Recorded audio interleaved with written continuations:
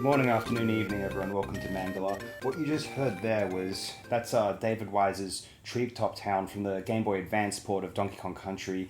He had to remix slash reconfigure the tracks he composed for the Super Nintendo version of the game. I don't think he was the only composer on the original Donkey Kong Country for Super Nintendo. Excuse me, but I believe in the GBA he had to kind of rework everyone's tracks for the unique sound processor of the little portable video game device. GBAs for their time were so cool. They were fantastic. Especially SPs. Yeah, the original Game Boy Advance, I think. I mean, it was very popular, but like as soon as the SP came out, it came across as a bit of a thing of the past. It was redundant, yeah. I think it had a poor backlight. People often used to say. Yeah, it was terrible. In the sunlight or in any sort of light. It didn't have a backlight you couldn't even, yeah. really see it particularly well. You had to buy a little light lamp attachment for it. It's one of the worst things I've ever used. I don't remember that. Yeah. No, I only ever had the SP, fortunately. Which had a beautiful backlight that you could turn on and off. Fantastic little thing. Anyway, and while as I love David Wise's original, the music he composed on the Super Nintendo, especially the Treetop Town original, the remix for the Game Boy Advance is actually one of the few times where I think he composed a superior number compared to what he had in the original. I was initially familiar with the Game Boy Advance version, of course, given my age. I was familiar with the Super Nintendo music sort of in my early adolescence, early high school. I sort of sought out the soundtrack on YouTube and came to prefer it, naturally, as one does. But I always hold a great soft spot for, like, even as a kid, I loved that Treetop Town track. I thought it was just magnificent. Anyway, we're going to be talking about the albums here today. What I've chosen as for my theme, I like to do themes occasionally when we record this program. Given that this is the last Mandala of the year, I've decided to do... I've done this a few times on the show, just talk about albums from the current year. It seems like a pretty appropriate time to do so once again. I'm not going to do next year. Yeah, I'm not going to do an end of year roundup as such. I toyed with the idea of like giving a little best albums of the year thing. I might talk about some songs that I really liked throughout the year toward the end of the program, if I can remember to / feel bothered to. Yeah. Although there's always plenty of songs. Yeah. Exactly. Yeah. Just tracks you keep coming back to. Like, it's one thing to have an album that's just a great, consummate, admirable, enviable piece, but a track that you keep coming back to, like a new classic, like that's something special. Yeah, it's the old jukebox effect in a way, Right.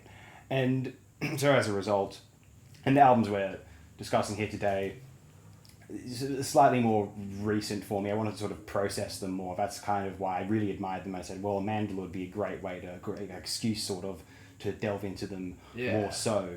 What I'm starting out here today with is possibly, in a respect, the most important album from this year that'll at least be discussed on this program.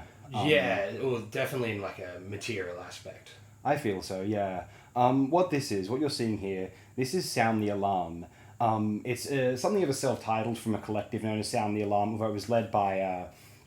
the band leader is one Clayton Thomas. He's an Australian from Hobart, Tasmania, actually, and he's the double bassist and leader of this particular group. Now, I happen to, in my line of work, meet Mr. Clayton Thomas, and he handed me the CD and informed me that they were performing a live rendition of the album / album launch / fundraiser for Medicine Sans Frontiers. Yeah. And he told me, go look it up and find the address, and sure enough I did so. And it was being held coincidentally enough that very afternoon, so I drove out there in some heavy traffic. Good timing. And I witnessed probably the most powerful gig I ever witnessed, and possibly one of the most moving and sort of alive experiences I've ever had. Like, I felt the music. It was... Now, what Sound the Alarm is, it was a project compositionally to evoke what is currently one of the great humanitarian crises we've faced in any of our lifetimes, the violence currently going on. I'm only going to refer to it as violence just so we don't get into too sort of politically contentious territory. The violence and killings going on in the Gaza Strip right now between Israel and Palestine is some of the most upsetting and traumatizing occurrences that have occurred, I believe, in any of our lifetimes, as I said just before. And so sure. what Sound the Alarm was doing is attempting to compose music that might try to depict the psychological spaces of the victims of the violence in this region right now, but also to act as the sales of the album online, and also all of the the donations at the launch party itself the launch party they were going to, and I believe the proceeds of the album as well, are specifically going to Medicine Sans Frontiers. Yeah. Now, if you have any sort of political gripes about this particular issue, here's Medicine Sans Frontiers. Yeah. They're an organization which initially is based, you can guess from the name, they're based in France, and they go around the world to war zones and other places where there's catastrophes and violence occurring, and they are essentially apolitical doctors. If they ever if a political actor or a state actor ever attempts to co-opt them, they pull out. Yeah. They are just there on an independent basis to help out people who need help in a medical situation. Now, And they're one of the big ones in the world. I deliver their letters all the time. Oh, terrific. They do good work, for sure. and here's the thing, and just to emphasize that point, think about, Medicine Sans Frontiers. One admires, if you have a friend or a loved one who gets into the medical field in general, becomes a doctor, works in a hospital. We understand, we admire them, even though we gauge that they might be encountering some very challenging moments throughout their career. Now, imagine one of your friends or loved ones who works in this field decides that they're going to go over to a war zone, battlefields, and try to help people out there. You would be like, you think, do not go. But you know that they would be doing good work, but you'd be terrified that they might become collateral damage. Yeah, because they're right on the front lines of the humanitarian work. And that's one of the big atrocities of the Palestinian situation at the moment, is all the hospitals being bombed. And volunteers from all over the world, medical personnel even killed there, constantly. Yeah. Journalists killed constantly on a scale Sort of, unforeseen in warfare. Yeah, journalists as well. It lets you know just how sort of indiscriminate the violence is, which is one of the biggest atrocities. It easily has to be. And so never mind all the horrific trauma that you might see in a war zone compared with even in a hospital, say in Sydney, which is no doubt there's traumas to be found there. Oh, for sure, yeah. In any emergency room, of course. Yeah. Any hospital. But, so you can only imagine the kinds of images that they will have to be, have implanted in their brains for the rest of their mortal lives. And sound the alarm, what they've done here is an extraordinarily brave and admirable thing, and if we're just to judge it as a piece of music, it is a highly compelling and stimulating piece of, I guess, experimental, free-form, sort of large ensemble jazz. Given that it's led by a double bassist, one recalls the work perhaps of one of the most famous, probably the most famous jazz bassist / bassist band leader in the history of jazz, Charles Mingus. And part of the reason I bring up Mingus is I distinctly recall there's a Mingus live album, live at Cornell, where he's playing with Eric Dolphy, and there's a track on there, there's quite a long track on there, I think it goes up to 50 minutes, and at the start of it, Mingus narrates how it's about a particular, they had some sort of, I guess, proto-concentration camp in the American South at one time, to sort of, get certain slaves back into line as they saw it. Sure. And he was trying to evoke the sensation of what it was like trying to escape from the camp, digging under the ground, the sounds of the barbed wire, the sounds of the dogs as they're escaping. Wow. It's a really compelling track, and I wonder, I assume that Thomas is an admirer of Mingus, I wonder if he's familiar with that particular live recording. It'd be interesting. But in any case, I couldn't help but think of some days after I'd seen the performance, I recalled that particular live recording I'd heard a couple times. It's in Yow Yow, actually, I believe. Yeah. And season 2. Anyway, yeah, there's sort of like barbed wire stabs and stuff like that create a sort of real sense of panic, but, the oral atmosphere around it, it really is sort of haunting in a way, yeah. There's images in one's minds of, explosions in the distance, screams, not knowing when something's going to occur. One has the image of the buzzing of drones, there's the hum of missiles in the distance. It's one of the most effective pieces of music one could ever hear to evoke an environment of trauma and violence, and without having to actually be there. But the thing is, given the modern age and given how accessible it is for anyone, literally anyone, civilian or even in some cases the perpetrators of violence, to film what's actually happening, so even more so than like a 1960s, photojournalists in Vietnam situation. Or the 90s Gulf War, CNN sort of stuff. Yeah, we see it all. Yeah, we see it all. I mean, people were commenting this about the Ukraine war already, which is a more conventional sort of, tanks and rockets style warfare. Stalemate. But what appears to be more of it in this case certainly comes across as a one-sided massacre. Yeah. We're getting all of the footage of this, every angle of it, and whilst it's in order to it might be helpful in the long run for the enactment of justice, but it's hurting the human psyche and the collective consciousness of this planet Yeah. in a very noticeable way. And translated very accurately, seemingly, on this piece of music. Because, like you said, it is like as a standalone piece of music, even without the charity context, it does hold up. Even if you just knew of that, if it was a commercial album Sure. and this was its concept or something, it would stand up in that sense and be considered a very artistic piece, you know, for what it is, right? Because it's the kind of free jazz that it mixes with sort of, it has spiritual jazz undertones to it, you know, and it has like you said, something happens out of nowhere, and that's translated in the music with this sense of bombast, and then the spiritual jazz will kick in and it will be droney for a little bit, and there's a strange interplay between the sort of, you know, big ensemble, and everything's used very well, and I don't know, the timing felt very spontaneous, but still sort of smooth in its structure, you know. Yeah, it was a very nice piece of music, and whilst also, yeah, even in that similar to that, you know, Godspeed You had a similar album Yes, earlier of course, this year, we talked about but that. this was even better than that, I feel. Wow, you know, yeah. honestly, it just encapsulated the same sort of feeling, but as a piece of music, it was just very accomplished, and yeah, sort of the best parts of spiritual and free jazz that I like were in this album, you know. And yeah, just to add the context of everything you said earlier as well, it is, like you said, one of the more important albums that I've heard this year, all by far, you know. And part of the reason why I would immediately prefer it to the Godspeed You album, and this is very subjective at least, is just, you know, I my first exposure to this album was the live performance. Yeah. And I feel like it was, you know, in an environment, you know, where in a crowd of people with a discussion of the context prior, with certain photographs hanging around the particular room we were in, everyone there for the same reason. We all, it was so overtly, it was like we were getting a transmission from the site itself almost. Yeah. You know, sort of coming in through the, you know, transmuted through the instruments. A cross-cultural moment of humanity, or humanitarianism, I should say, you know. Yeah, even something as direct or unsubtle a metaphor as some futuristic technological device that transmits sounds through via instruments, like it's some sort of telegraph, you know. Yeah, cool. Yeah.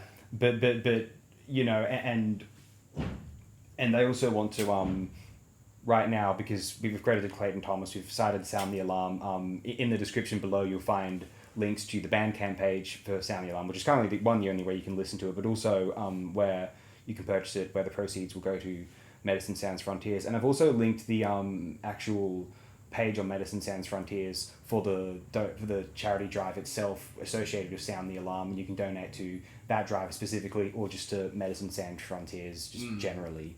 Yeah. If you so choose to.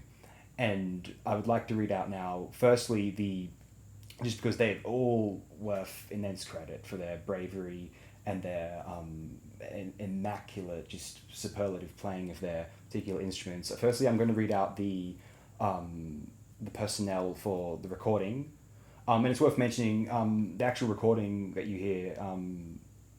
I believe it's a live performance, because you do hear applause toward the end of it. Although it's on Bandcamp. It was recorded in Annandale, I think. Okay. Yes, it would say somewhere here, I believe. Yes, Annandale Creative Arts Centre, June 27th this year, 2024. But yeah, it's you don't think of it as a live performance because it's there's a great sharpness and clarity to the recording. Yeah. But what we have to remember, of course, is jazz productions tend to try and capture as live a sound as possible within this sort of captured, confined space where there's no distractions, no auditory distractions, if you will. Sure. Whereas an actual jazz live performance, you're going to get all the ambiance of the venue as well. You know what I mean? Yeah. That's kind of partly the intent, maybe. But bounces off the walls. yeah, whereas almost in a respect, music productions we understand in the context of rock and pop or electronic music, hip hop. That's almost what they in this context, jazz productions want as little production in that sense as possible. They want as clear, much clarity as you can get with the sound as this Yeah. perfect live sound. No special quote effects, unquote live sound. essentially. There you go. No bells and whistles whatsoever. Yeah. And so it's an example of this sort of thing. You may not realize you're listening to a live recording till the very end. That's how great technology is now. It's fantastic. But anyway, onto the personnel. The personnel on this recording and of the live performance I viewed differed. So that's why I'm going to read them both out. On the recording itself. So yeah, of course it's led by Clayton Thomas, but the other musicians are Sam Gill, sopranino and soprano saxophone, Jack Stoneham, alto saxophone, Matthew Ottignan, baritone saxophone and clarinet, Peter Farrar, C melody and alto saxophone, Megan Alice Clune, clarinet, Simon Ferenczi, trumpet, Philippa Murphy Haste, bass clarinet and viola, Freya Shack Arnott, cello, Julia Magri, double bass, Clayton Thomas, double bass, Novak Manojlovic, piano, Nikki Johnson, cymbals and percussion, Holly Connor, drums and percussion, Haley Chan, drums and percussions, Lauren Samuras, electric organ, Hilary Geddes, electric guitar, music composed and directed by Clayton Thomas, and as well mentioned here, recorded by Peter Nelson, mixed by Richie Belkner at Free Energy Device Studios, mastered by Michael Lynch, with thanks to the Johnston Street Jazz Community. There's some other names here: Andrew Lorien, Peter McCracken, Peter Woodbury, Stephen Poole, Ashley Asphodel, excuse me, I'm just maybe misreading that, Ashley Asphodel, Kieran Hogan, sorry miss, and Antonella Starantino. And of course now onto the performance itself. It's much of the same members of the recording, although there's a few new members, and because I saw them live, they were absolutely magnificent. I want to give them a shout out here. Jack Stoneham, alto saxophone, Hinano Fujisaki, tenor saxophone, Sam Gill, soprano and sopranino saxophones, Freya Shack Arnott, cello, Nikki Johnson, percussion, Novak Manojlovic, piano, Matthew Ottignan, baritone saxophone and clarinet, Simon Ferenczi, trumpet, Gabriella Hill, tenor saxophone, Megan Alice Clune, clarinet, Haley Chan, drums, Hilary Geddes, guitar, and Clayton Thomas, double bass. One of the best albums I've heard this year. It's sometimes you realize that music's one thing, but then like Mark Fisher / Codwell Eshel once stated about this is about cover art, which is a little more of a superficial element of music recording. Yeah. So, but a political impulse can. Well, they said that the cover art can prevent the sound from colliding with itself, which I think is and gives it context, kind of subtracts an essence from it. Yeah, and I think sure. that a political disposition, a political pathology could do this with music as well, which is partly why I revered the Amused to Death by Roger Waters so much. If that album was musically the same thing, but it was about pancakes instead of about, humanitarian issues, I think it would be a lot less interesting an album. Maybe pancakes would be just as interesting, but if it was about, I don't know, rock and roll or something, you'd just be like, oh, whatever. Yeah, pancake sounds like an amusing sort of Ray Davies sort of sarcastic idea, perhaps. Yeah. But I wanted to name something frivolous and somewhat banal. But I do like pancakes. I'm not trying to diss pancakes for people who like pancakes. I also do like pancakes. I'm a Catholic. I love show. But of course, it's frivolous in comparison to what the album actually is. Yeah. Absolutely, yeah. An album that's tragically relevant to this day about very, very similar issues. Yeah. From Roger Waters, who's still doing a lot of good work on this topic today. Yeah, no. Old Roger Waters is punk rock, and old Johnny Rotten is like what's his dinosaur or whatever. Yeah. It actually did a flip on itself. Yeah, I mean, Roger, they were trying to be punk and political way back with Animals, like right at the dawn of punk. Who knows if they were even aware of punk at the time, Yeah. Presumably just because, you're in the music industry. It's in the atmosphere of England. Yeah, the political climate, everything was sort of getting more dour and sort of materially sort of disintegrating in the way, 70s. Punk happened in 77, the same reason Animals did. Yeah, for sure. If that makes sense. Oh, of course. Anyone who knows a little bit of music history likely does. We just shouldn't have to elaborate upon this for anyone. Just go to... there's a billion boring documentaries about it. Yeah. A couple interesting ones too, probably. Yeah, for sure. But anyway, that's us championing Sound the Alarm here. Again, cannot praise that live performance enough, and one of the most compelling and moving emotional experiences of my entire life, a relatively short life, I suppose, thus far, and I think I'll remember it for the rest of my life, however long I live.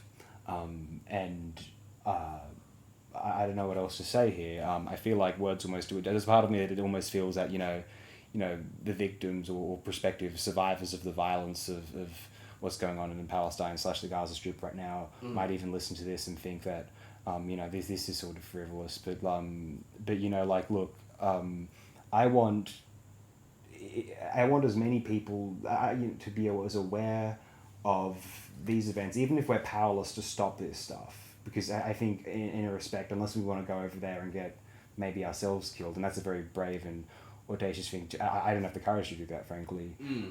Few of us do, clearly. The least we can do is be thinking about all of the victims of this horrifying occurrence at all times, as much as we can.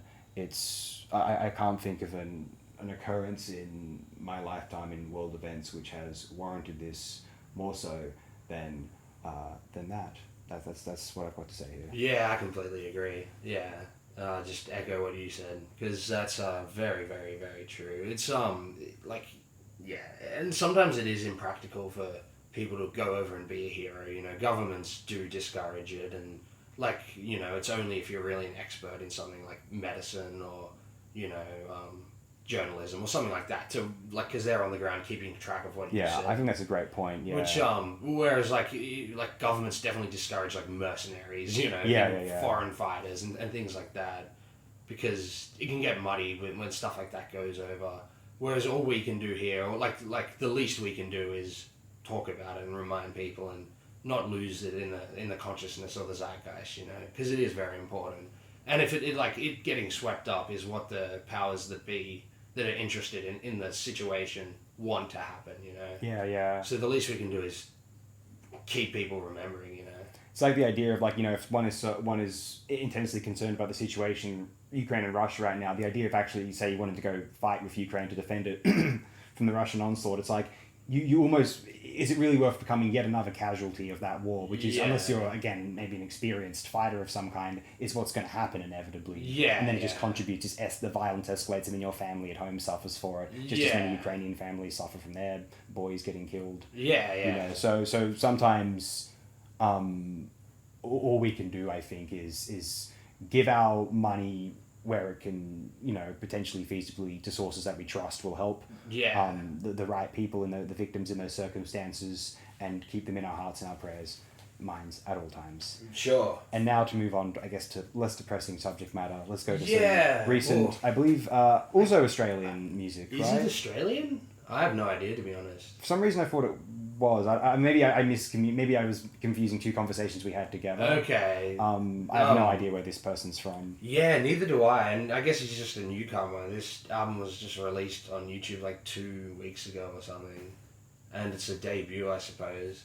It's someone called Midori, and the album's called How to Build a Nuclear Bomb and Other Weapons of Mass Destruction. Yeah, I've had a look, and he's got a Bandcamp. I want to see if it says where they're from. Yeah, keep going, sorry. Yeah. Oh, it says they're from Spain. Spain, nice, cool. Some good music coming out. We championed, I championed, at least, you liked it too, I remember, Viva Belgrado, that post-hardcore album from Spain this year. Oh, yeah, that was a good beautiful. one. Yeah, Yeah, sure. if I'm ever going to get into the genre, it needs to be from people who have musical chops, which is to say from Spain or Brazil in the case of Wikipedia. Nice.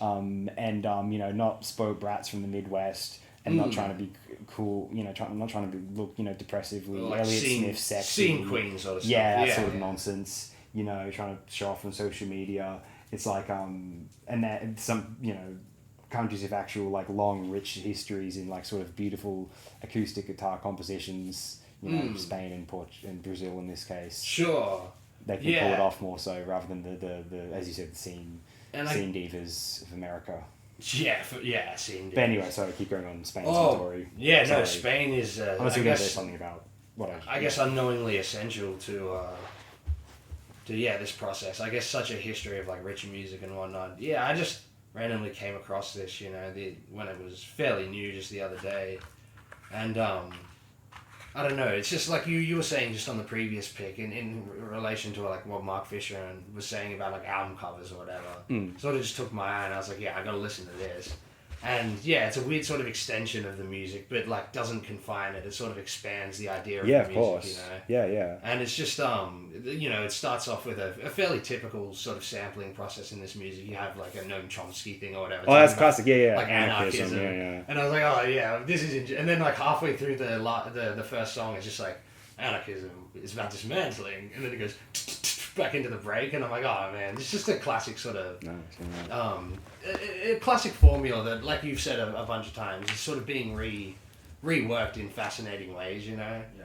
And I did appreciate that the other sort of, I guess it's considered breakcore, which makes a lot of sense. Breakcore is sort of having a hard comeback at the moment, but it's also just got this layer of all like heavy distortion over it. Which it makes it sort of it's sort of felt downstream of like the sort of 80s industrial like post-punk stuff, like the gothic sort of stuff I like would always have that, you know, Coil and Psychic TV, that sort of stuff. Feels like it's downstream of that mixed with like, you know, the English, you know, drum bass break music from the 90s, and then just done in like even a modern like vapor context with all this sort of like heavy distortion over it. For example, like the second track is just like a remix of Straight Outta Compton, and for the first time in my life, I'm actually like, yeah, I dig this version way more, man. So it's like a sort of sped up, vapory, like breakcore version of that, and there's the album's just sort of, it's weirdly like consistent as a piece, and just like especially for like a 40-minute, you know, like crazy breakdance album or whatever. It just felt like it also had that, you know, what's evoked in the cover art, essentially. This sort of very contemporary, almost like misanthropic, sort of art political aesthetic, right? Yeah, yeah. A very deliberate sort of, well, like at least occupying a very sort of congruent space in like international culture that's sort of tied in by the internet, you know? Yeah. Which is how I think, like, probably most of the people who've heard this album probably aren't even from Spain, you know? Yeah, maybe, yeah. Just assuming how the YouTube algorithm works, they're probably mostly from America. Yeah. Well, most King Gizzard fans are probably from America, you know? Yeah, and that's been the case for a while now. They're huge enough. Yeah. I was going to say earlier, it was interesting. It's interesting how, like, certain hardcore EDM albums occupy a space similar to what old hardcore punk was. EBM mentioned sort of these EBM adjacent acts in the 80s. That's what that was like. But also, because obviously some of the punks could occasionally, say, associate dance music with this sort of frat boy, rave, ecstasy head crap. But, like, I think there is also a real potential for it to occupy that same sort of cathartic continuum, frankly. And I've said that about a couple of albums on this program before, I believe. So, no, it's definitely true, especially in the case of, albums from, like, the last 3 years in this sort of style and genre. This feels like a really, I don't know, sort of contemporary internationalist sort of feel to them, you know? Because it's just it's the internet consumption being like, you know, sort of regurgitated back out on itself, you know? It's a fascinating genre, I feel, or at least an interesting case of how music sort of, not only the music itself, but also the collective ideas sort of all coalesced after like the pandemic, right? Yeah, very much so, because everyone was sort of, a lot more people became internet people because of how much time they were just not forced, but inspired to spend online just because there's nothing to do but stay indoors, and a lot of people who otherwise would have gone to work and lived sort of, let's say, normie lives, sort of duped into the internet. I say duped just because you get the image of a lot of old people getting caught up in crazy conspiracy theories that you thought they would have been wise than, you know, the people who think like wiser than, you know. They think like deepfake AI things are real and stuff like that. It's duped a little bit. Yeah, so younger people can kind of tell the difference because they've been on the internet for longer, you know what I mean? Yeah. It's interesting like that. Almost have their formative years spent on it now, you know. I mean, I was on the internet from a very young age, or relatively, probably in mid-primary school, like year 3 or something, I started going on the internet. Weirdly, I never saw anything I really wasn't supposed to see.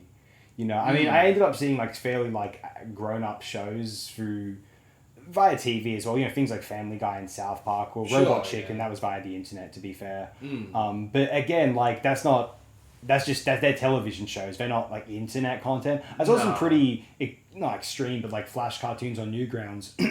And there's some stuff that in hindsight you're like, oh yeah, that was a sex joke, but like you have no idea when you're that age. You know what I mean?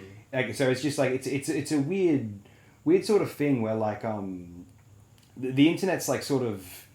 I think there's a lot of like scaremongering around the internet, but I also at the same time understand where like things can, because obviously my experience is not going to be reflective of absolutely everyone's experience. Yeah, there's definitely plenty of like exploitative practices in the internet done by the, mainly Google and all the other companies that own the internet. Their whole business models are based That's a off. separate issue which people don't even touch upon in this scaremongering sort of like what'll happen to people. Yeah, that's the real issue, right? Yeah, I think so too, And actually, yeah. It's in their interest not to that to be the real issue. Well, it keeps people online, yeah. Yeah. Keeps them clicking. Their entire business model is based off exploiting people.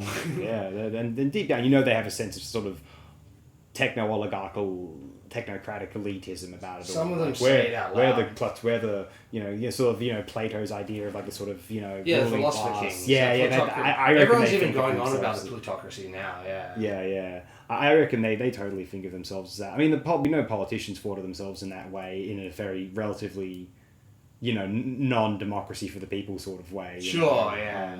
In a self-interested sort of way, like they don't think of themselves as representing the people. They think of themselves as like deciding for the people. Like we know better than them, and also they want to benefit themselves in unique, opportunistic ways that they can as a politician, because you can, and most people probably would. Anyway, and that's sort of the philosophy of breakcore. Perhaps. Why not?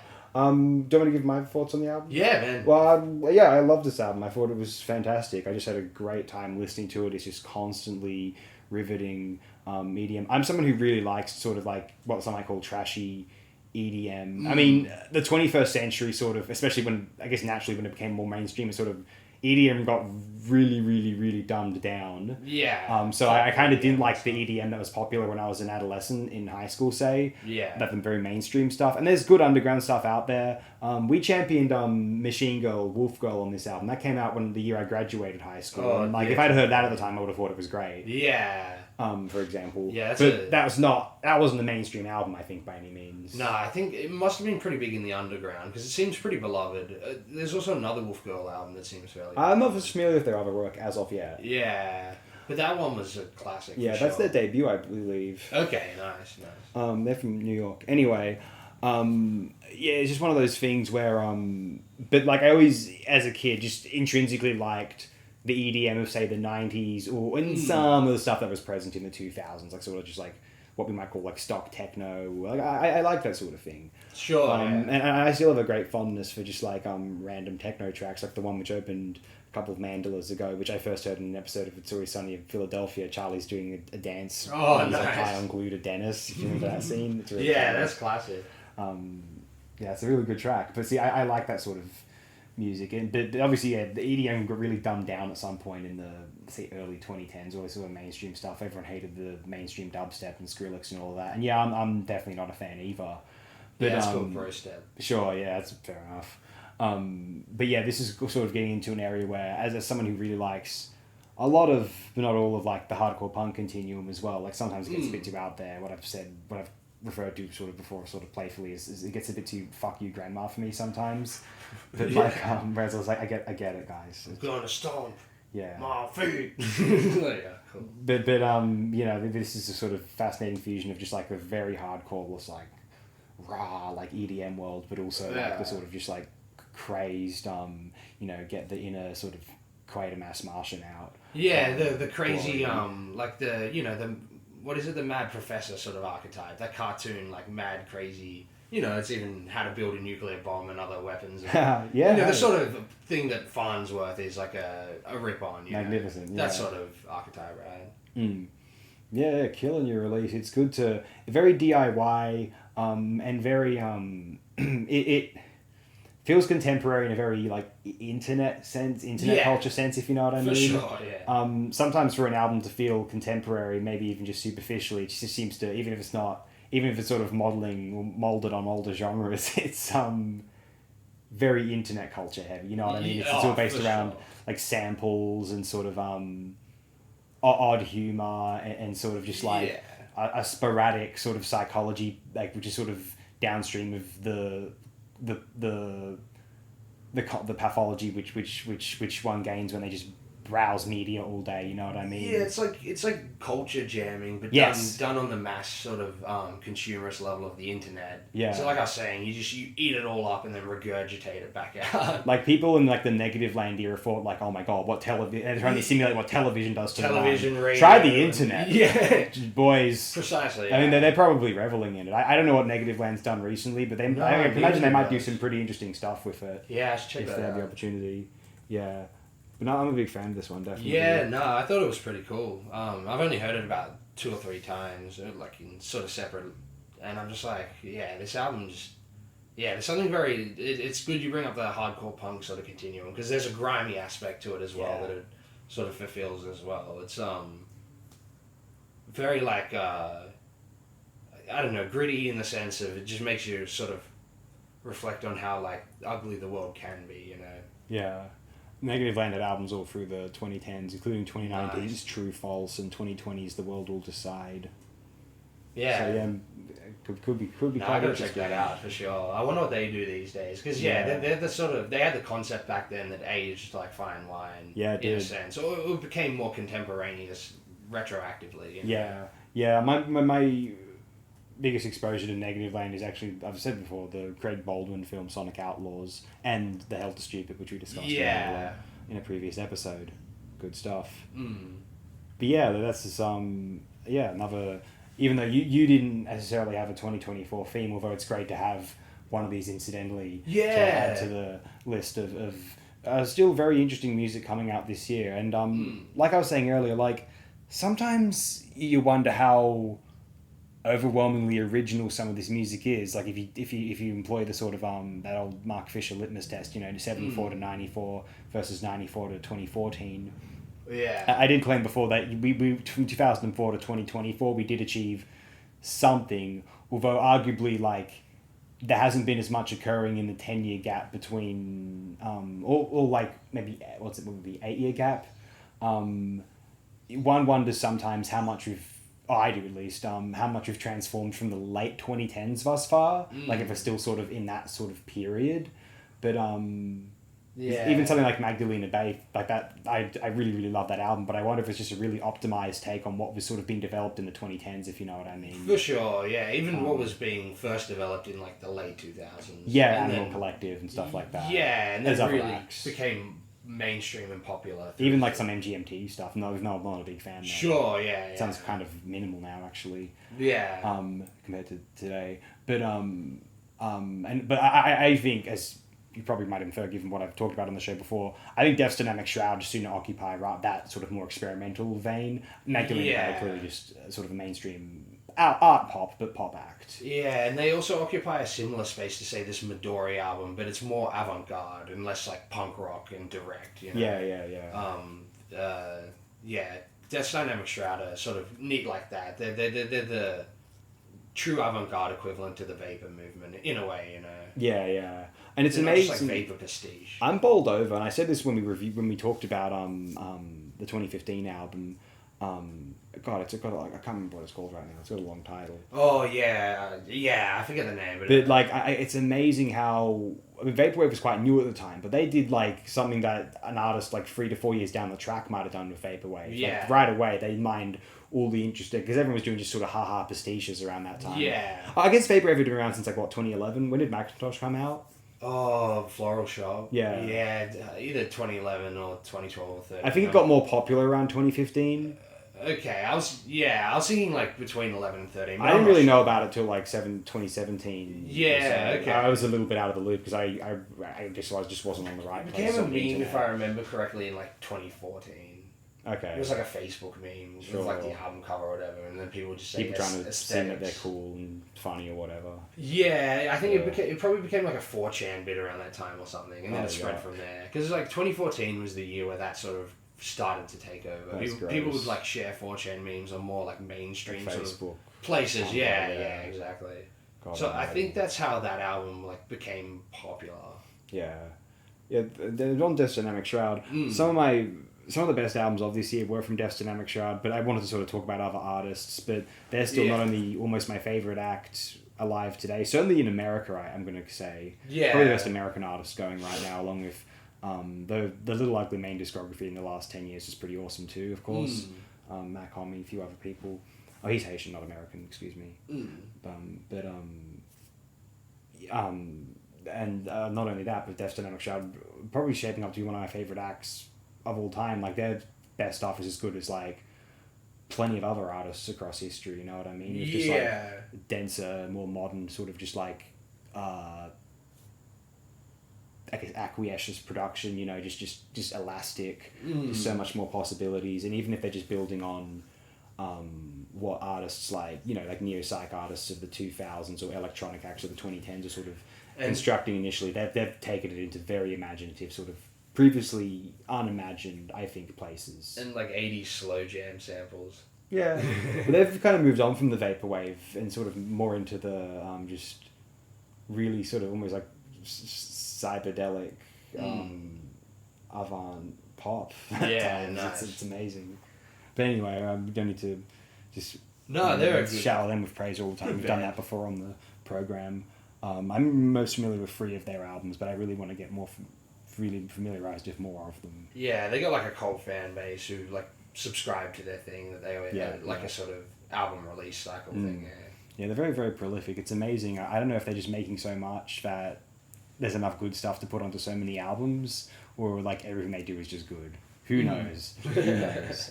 Do you want to move on now, actually? Yeah, and head up to the next one. Yeah, great stuff with Midori here. Yeah. Now I'd like to move on to something of a sequel, I guess, to discussion of Suede from an earlier Mandala. Yeah. This is Bernard Butler. He was the guitarist from Suede, and he left midway through the Dogman Star production, Dogstar and Dan Brackage's film. They jumbled up the title to be very clever. Just to annoy people. I guess so.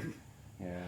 I don't know if it worked, because I'm not that annoyed by it. I'm just sort of slightly puzzled by it. Yeah, well, it just makes it hard to say. I know, always right? think of the Maybe that was the point. Yeah. Then people would associate them with Stan Brakhage even more so. Yeah. Even though they jumbled. Anyway, it doesn't matter. Oh, that's interesting. Anyway, so the point is, Bernard Butler, I thought his guitar work on the first Suede album was fantastic, and I think his absence from the group sort of mines anything interesting from them, because I think Dogman Star is okay, but it's a bit, I don't know, like 90s rock is, so sort of Britpop stands sort of rock is in this big sort of elaborate structure you admire for the production and the lyrics and all that, and it's like, but it doesn't, there's no oomph to it, like there's not the power and the sort of like indie rock or like new glam rock sort of just just prowess to it, and I think the first Suede album is very sort of cross-cultural, universal act of just really enticing, good, upbeat pop rock music, regardless of whether you associate it with this scene or that scene. 90s band, homage to 80s band, homage to 60s or 70s band. It's just like a great English troubadour. It's just like universal. It's inherently English, but people from all sorts of cultures just appreciate it. There's nice, good music. Anyway, Bernard Butler. I could have talked about more so a solo album he put out in 1998 called People Move On. I've listened to that one a bit, and I thought it was really good. I thought like his potential as like a songwriter, and he didn't write the songs. Brad Anderson's more the lyricist / songwriter in Suede, obviously, but obviously musically, he was like Bernard Butler's probably putting in more of the effort there. Yeah. And so not only do we have strong music on People Move On, but what seemed like fairly interesting melodic compositions, you know, from a vocal standpoint. I didn't really get to analyze the lyrical content so much, but, you know, my sampling of the album, it seems like it would be quite good. However, I was more interested in exploring just one, because, you know, I like keeping on top of current music if I can, or if I feel interested in it, I try to pursue that interest, because I don't want to be one of these people who gets out of music, says music's gone downhill, but I haven't even made an effort. You know, I don't want to be one of those people. There's plenty of those. There's plenty of those people. A lot of those people have never really learned to use the internet. So that's all music's distributed through the internet now, mainly. So that's how you have to keep track of it. They just decided music stopped in 1983 or something. Yeah, that's a long time ago. Jeez, but so with Bernard Butler, I was very intrigued by his most recent output, which is a 2024 release called Good Grief, and so I took time to kind of go through it one day, and then thoroughly enjoying it, and then sort of priming myself to potentially pick it for. I even said this on the. I think I'm pretty sure I said this on the Swag discussion anyway. Like, oh, he's got a new album out. Hopefully it's good enough to. So I was kind of eyeing it to. Oh, okay, I want to pay attention to this one so I can sort of manicure it for a Mandala pick. And so I listened to it one time and I thought, yeah, I think this will be very good for it. And then so I ended up choosing it. Yeah. And then listening to it again, I was thoroughly confirmed that this was a good idea. Yeah. Because, a bit like our Richard Hawley discussion. Like Richard Hawley was at that time, like Bernard Butler here, a slightly older songwriter of sort of an indie rock continuum who wants to really put forth their skills in a sort of more traditional songwriter department, but in larger arrangements, but with very sort of somber, intimate songs, and not like sweeping baroque either, just like sort of appropriate, tasteful instrumental accompaniments to the core of the song itself, without losing that. I wouldn't say this is as grand and orchestral as the Richard Hawley work, though. Actually, it is kind of different from that, really, what we've got here. It's more guitar-based. There's not really much of a string section. In the songwriting sense. Like but the sonics are different. The subjects of the songs are similar. These older men sort of like thinking about everything that's happened so far, whether it matched their expectations and whether they feel like, how much they deserve what they have, how fortunate they feel to have, seeing other people kind of come and go and having... God, when you get to a certain age, you must feel some degree of survivor's guilt, even if not the other people haven't necessarily passed on, but you see other people who have less, and like maybe you have a family and others, never really worked out for them, or they split from a spouse and you were still with someone, you just feel like, oh my God, like, it would weigh on people, like, no doubt. And people share that it weighs on them, actually. Yeah, for sure. And they share in these songs. Very true, yeah. Yeah. And that's why these sort of songs do become sort of appropriate for people around that age as well, or at least they hit harder, in a sort of visceral way, because it's reflective of said situations, like you were even saying, a sort of survivor's guilt, because maybe they feel they have it well, and their friends are divorced or something, but they're still really good friends, or maybe even like their wives were friends, and then now they can't see each other, and all those sort of weird complications, Or even Bernard Butler being like in the music industry, he might know other musicians, musos who don't, and he's still getting like, maybe a few checks from the Suede release, you know what I mean? Or Dogstar Man, having maybe co-songwriter or like a royal album, working on the album. You'd have a royalty safety net, for Plus, sure. like, you can do gigs, hey, it's Bernard Butler, and people show up for him, perhaps. You have a fan base over there. Yeah, I think he was seemingly pretty big. I haven't heard that album from the late 90s, but I'm sure that probably has its fans. No, I think I was looking it up, and I think it did okay. Yeah. Pretty wrong, though. I know critically it's fairly well received. Okay, yeah. No, but Bernard Butler did here. It's just... I like the idea of just sort of championing a sort of quality album from a sort of veteran of one of these bands. I like the idea of not only of these bands sort of like still putting out good music later, which is, even though I wasn't a fan of the initial band's work, I like the idea of Slowdive putting out that really cool album in 2017, which I talked about on Mandala in a previous episode. But I like the idea of like, one of the actual members of the band, kind of standing up outside of the sort of other players in the group, outside of the production/producer, and sort of putting out like a really strong piece. It's like, I like the idea of like these solo artists actually having a lot to say. Yeah. Because sometimes it can feel like kind of mysterious and enigmatic when the band all splits apart, but they all sort of put out sort of middling efforts. I mean, in some really good bands, that tends not to be. You do tend to have some really cool solo albums from the great bands. Yeah, that's more what like Kiss did. They'll probably still do that. Kiss aren't one of the fucking interesting bands. That's what I mean, yeah. So, they did all their solo albums. Yeah, they all released it. I think they shipped them all platinum, but they didn't sell platinum. The Beatles are a pretty interesting band, and Ringo's albums, I'm sure, are just terrible. I'm not the biggest fan of their solo output generally. I always found it quite overrated. Yeah, Harrison's not that good. Paul's I'm not an All Things really. Must Pass And same kind as of guy. They're all like kind of, yeah. I'm a Plastic Ono Band fan. I love that album a lot. I'm with the consensus on that, and I'm with the consensus on Ram. Yeah. I don't like Wings. I always thought Wings was corny as hell. Like, I always found Live and Let Die is okay. But maybe it's just like kind of think the film's fun. But I don't know. It's a theme song to a Bond Yeah, movie. yeah, you know. I'm like, I don't know, Jet's corny. I just think of Alan Partridge and it makes me laugh. I don't know. Yeah, Alan Partridge is like a Wings fan. Like, The band the Beatles could have been. yeah, that's what Wings fans are like. Oh, jeez. Anyway, but no, so I love the idea of Bernard Butler putting out like a, you know, it's a sort of a listenable quality album. But it's also actually, it's more than that. It's a gorgeous production.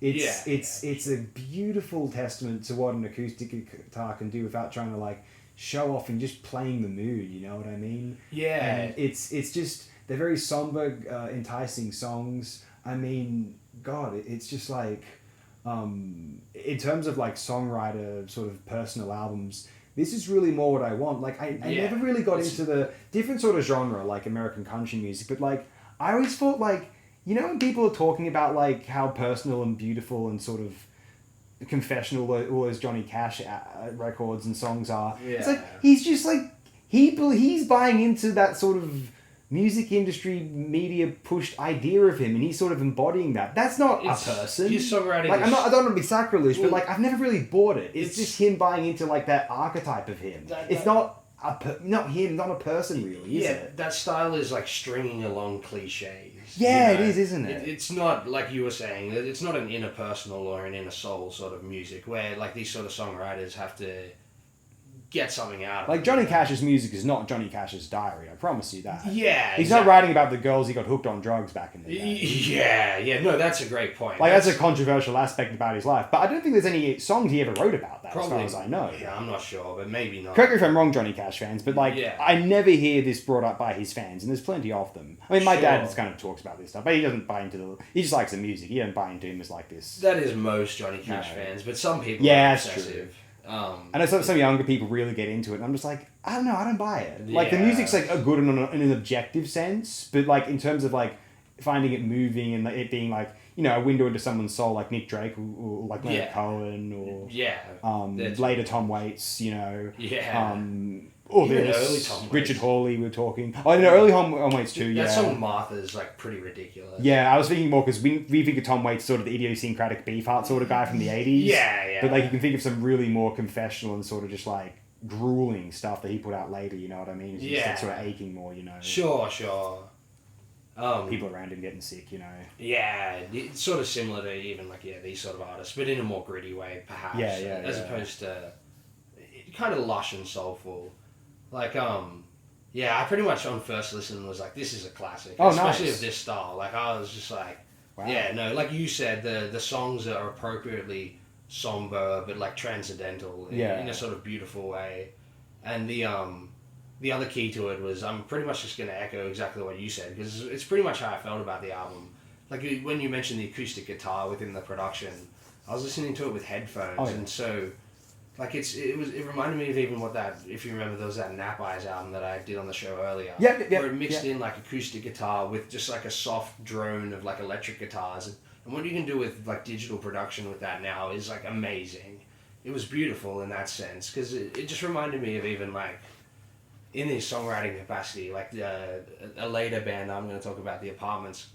Peter Milton Walsh and like the Go-Betweens, who was even like involved in that sort of style of songwriting. But in the case of like Go-Between stuff, they just did like indie rock, like sort of mid-budget productions. So you couldn't quite translate that back then as much. Whereas that sort of sound, like a chamber poppy indie rock sound, is really.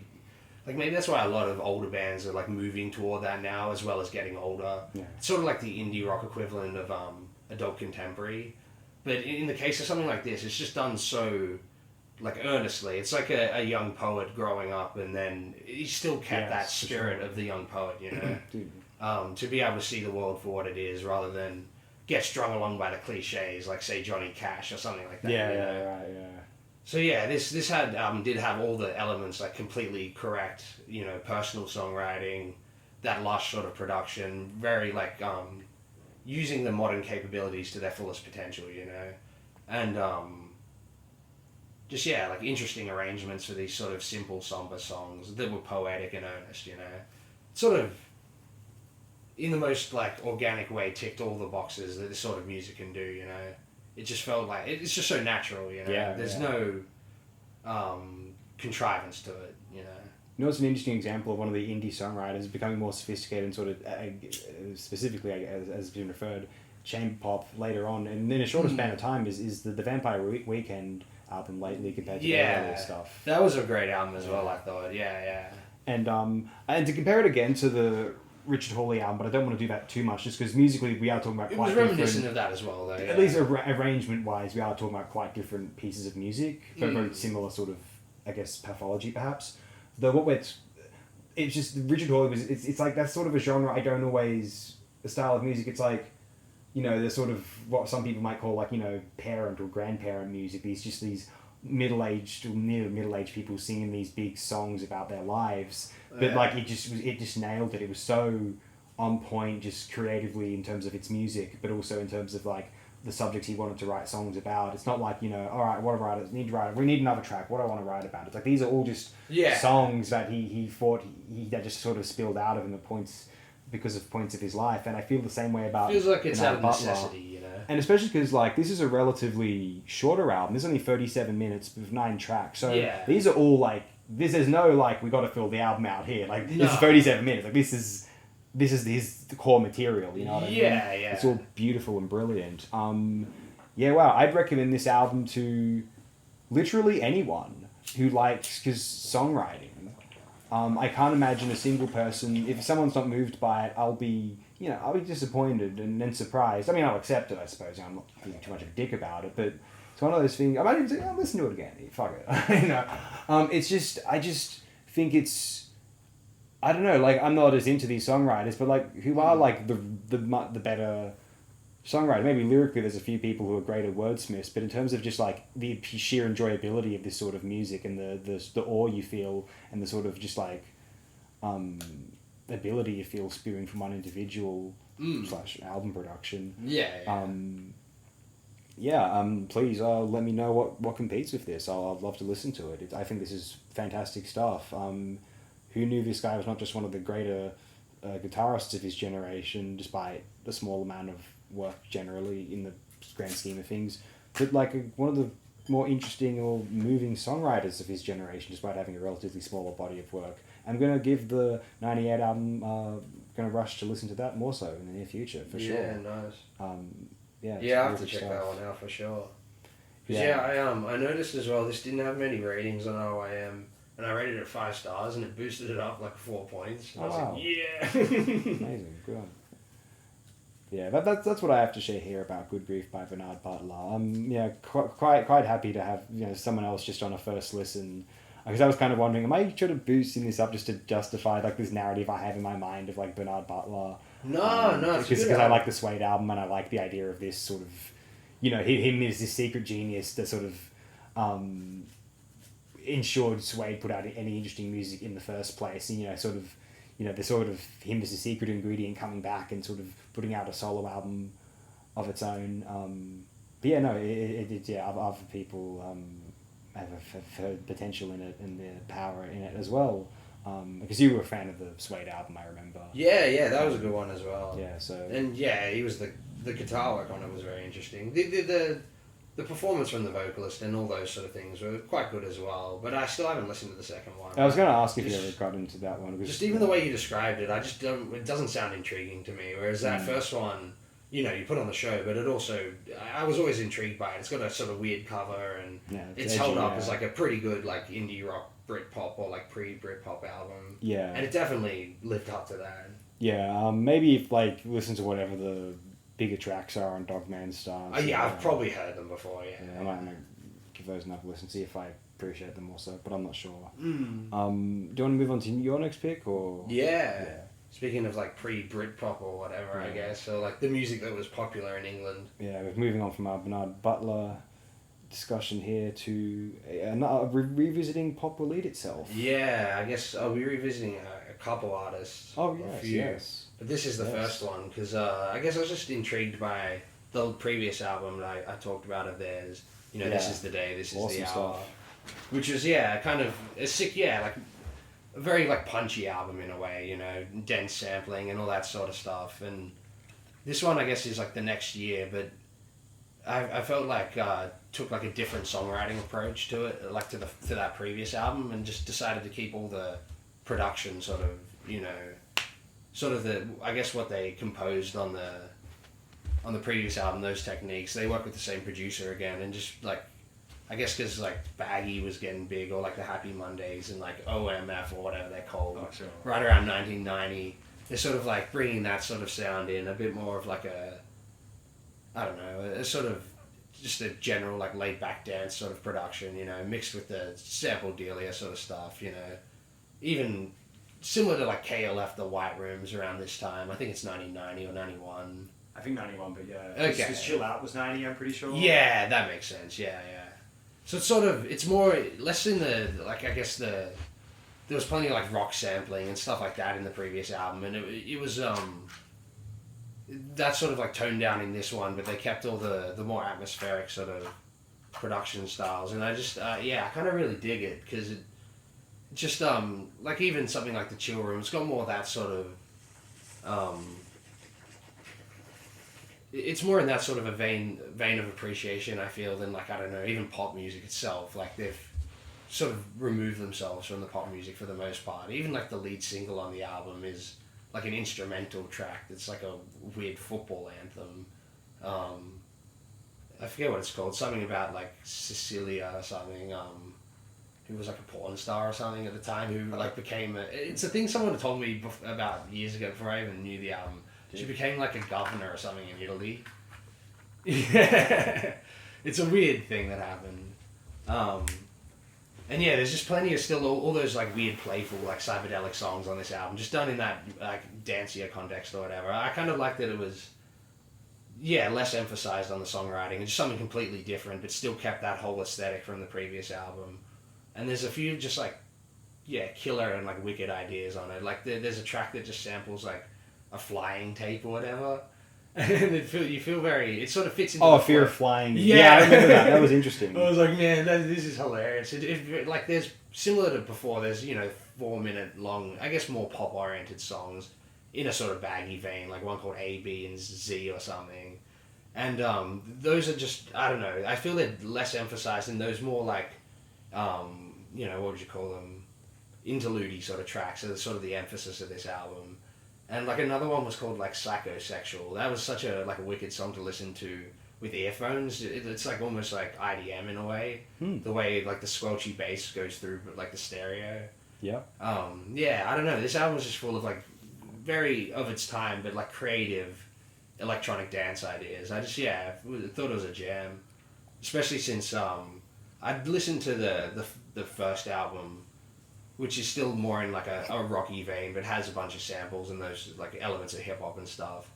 But it's not quite as good as the second album, whereas this one sort of was comparable, I felt. And I sort of, yeah, once again, the overall aesthetic and idea of the band, just as like, you know, the name of the album's Cure for Sanity, is and like the opening track or whatever is just some like preacher or something, very in line with the, you know, the panic around the music industry at the time, or like, you know, cultural music being like, I don't know, sort of not scummy, but like overly sexual, or just like violent, and, you know, the sort of panics of 80s America and stuff that did get over into like the UK, maybe even more so than Australia, but I think it was here a bit, but more so in the UK. Like you just hear stories of like even Genesis P.R.H. getting chased out, and Mary Whitehouse being an influential figure. Okay, yeah, I'm not sure if I know her, but She was the woman who got made Doctor Who. Philip Hinchcliffe, the great producer of Doctor Who, basically got fired or had to move on after season 14 because of a cliffhanger in A Deadly Assassin where the Doctor was being drowned in the water, if you remember that. Oh, I might have seen it before, but It's brutal and brilliant, but I think she felt as though kids shouldn't see those sort of images. Yeah. But, I mean, look, no one was saying that kids should see those images at least unsupervised. Yeah, you're meant to see them with your Robert parents. Holmes even said, like, I don't think, the writer of that serial who said, I don't think kids should be watching it, I'm not writing it for that. Yeah. You know, like, it's as simple as that. Anyway, I remember even the guy who ended up axing Doctor Who, Michael Grade, just because he thought the ratings were bad and he was sort of embarrassed by it, he was the head of programming at the BBC at the time in the 80s. Michael Grade even said, like, in regard to Mary Whitehouse, like, he was just like, I never really understood her because, like, I get, like, you know, trying to take, like, extreme violence or, like, explicit content off television, but, like, she didn't seem to know the difference between, like, that and, like, something like Dennis Potter, which would explore these topics, you know, try attempt to in a mature and sort of, you know, complex way, in a multifaceted way. But she didn't seem to know the difference between those two things. Yeah, okay. So Michael Grade, who that fucking guy hacks, seemingly seemed to see the potential. You know, he sees the potential in Dennis Potter at least. I guess he wasn't a science fiction fan. I don't know. Preferred EastEnders. He wasn't like That's what he Pop started. Believe itself, who are definitely science fiction fans. Yeah. Alan Moore knows the score. Talons of Wenchang, the first Alan Moore text in a way. Oh wow. Just because, you know, the whole combining all the elements of a sort of area of fiction and sort of putting them in one universe, you know, the turn of the century there, Victoria. Yeah, sort of culture jam. Holmes, sampling. Ripper, the Dracula, Phantom of the Opera, Pygmalion, and a little bit of Fu Manchu, of course, and Giant Rats as well. I don't know what that's from, but, you know, sort of some They're just H.G. giant H.G. rats. Wells text, I assume. Oh yeah, the H.G. Wells. Not Moreau, that's sort of hybrids. But, Didn't the Food of the Gods movie have? no, Food of the Gods, of course. No, that's it. Because Food of the Gods, that's the film. I'm not familiar with the text, but the film with Budai Gordon's film with the beautiful giant rats. I love that film. I'm not sure if the text would have that, but I swear I've seen a copy of the book before with a rat on the cover, so it must. I don't know. That's we've talked about that on FUTD like some years ago. That's a good film in you know, relative terms, I suppose. I'm sure there were plenty of rats in 1890s London. Maybe just as many rats as there were in 1990. But I guess I'll give my thoughts on the album now. Yeah. Look, it's very enjoyable. Just I guess, you know, I actually, you know, even the first album referenced Alan Moore on one of the songs. The second album. The first one we discussed. Yeah, excuse me. yeah. The prior album. Yeah, and it had me thinking that there were valid reasons to compare what this album tried to do with how Alan Moore composed some of his texts. You know, just all these elements of things he loved and sort of just sorted into this one sort of all-encompassing opus of sorts. And I didn't feel the need or the urge to compare this particular release to Alan Moore. But that being said, like, it's very enjoyable, if not superficially. The tracks I actually enjoyed the most were the ones which, when I looked over to see what's this track called, were the ones with the music video, so the singles. Yeah, they're great, so immediate, and I'm a sucker for these allegedly dated 90s house key stabs. Listen, guys, it's not those aren't dated. It's the culture that got wrong. Yeah, I'm sorry. no, for those sure. are universal and gorgeous. Is like, you know how people think Just like those that- great piano melodies are timeless. Well, so are those 90s keys. That's one of the greatest sounds ever realized. Yeah. This is Pills and Thrills also 1990? Yeah. Yeah, it's just the sound of 1990 England. Like, look, it's just you know, pre 21st century optimism, pre millennium optimism. I'm Yeah. a big fan. It's just I was born in '96. That's where I'm at, you know. So yeah, but like, it's a very enjoyable album. I do like it quite a bit. I will say, like, I didn't, like, I thought the first album was quite brilliant, and I didn't feel the same way as I did about the first album. The first album seemed to have, I don't know, this is like, I feel like they're trying to make it a bit more commercial and, like, not in a bad way necessarily. Like, this isn't inherently a bad thing, but They really, were trying like, to break Australia.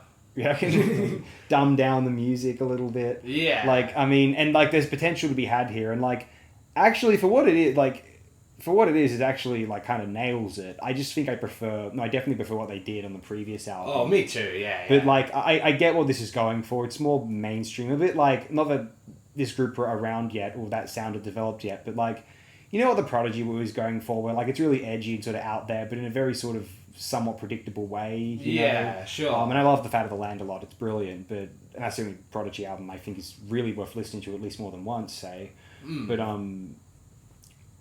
it's just, like, very all just, like, surface level sort of just, like, boom boom fun, but, like, it's all within a very sort of, like, contained escapist context. Yeah. Whereas, like, I feel like there's a Robert Wilson sort of KLF-esque culture jamming potential to the previous album, which I didn't detect it here, but maybe that's on me. Like, is it too subtle for me here? No, that's what I was saying. They sort of de-emphasized that. Okay, and like I was saying, everything you said there was accurate, because that's how I feel as well about this album. It's the previous one is the better one. It's probably their best album as well. But I was just The reason I wanted to sort of revisit, I guess, the group in general, but also just see that because the first album itself isn't quite as good. Never heard that one personally. It's pretty good, but not as. And then this one sort of it proves that second album wasn't a fluke in my mind. I suppose. Mm-hmm. Like there were still creative ideas to be had within that paradigm. Of the previous album, if you know what I mean. Yeah. But they do sort of just yeah, it's definitely more mainstream. The sound of like 1990. I guess it's similar to the case of like Bummed and Thrills, Pills and Thrills, to once again parallel them to Happy Mondays. You know. Yeah, I feel like Pills and Thrills was a sort of organic maximalization of the sound, though, and I feel like, and it didn't dumb it down whatsoever. I feel I said as someone who preferred Bummed, but I didn't think Pills and Thrills dumbed it down at all. No, like, it doesn't. my preference for Bummed is just subjective as far as I'm concerned, and maybe this is the case too, because for what in the particular bracket, in the particular avenue that this is going in, separate from the first album, it is a success within those confines for sure. Like it's within the sort of just like unpretentious sort of just like, you know, surface party music. It's and especially within the particular context and sort of gimmicks of the time. Yeah, it's killer. Well, one of the singles is a football anthem. Yeah. That's what it's going for. Yeah, Exactly that. It's kind of shamelessly wanting to be mainstream in a respect, or at least heavily like a big part of a larger subculture at least. Yeah. Which may have wanted to be. They wanted to be the vanguard of a movement. Sure, yeah. That never was. I guess Grebo sort of fizzled out to the point where we only learned the term this year. Whereas you learn the term baggy, you learn about the Second Summer of Love and about Manchester. Yeah. But yeah, you know, this group I barely even knew of them until this year. Grebo came from the Midlands. Makes you think of Greedo, the Star Wars alien, I assume. At least that's for me. But yeah, you know, it's cool, and like it's a really interesting group. I don't know their work outside of the albums we've explored for this channel. I'm just gonna ask, do you know much of the stuff past this album? Because there's a few releases. I haven't heard the whole albums, but I've heard the singles. You know? Okay. Yeah. And not quite as good, but yeah, I'd have to go a bit further. Their sound's really tied in with a specific point in time of the music technology that maybe things got sort of like, I don't know, accelerated too quickly for them. That happens with a lot of artists who are very dependent on the technology like that. People have said that about hip hop in the past, and how like time, like in the 90s, like you had an artist who put out just some really smash cutting edge albums, but then technology moved on so quickly that it just sort of just like escaped them a little bit. I've heard people propose that before. I mean, I think it's maybe true to some degree, in varying degrees, like depending on the artist.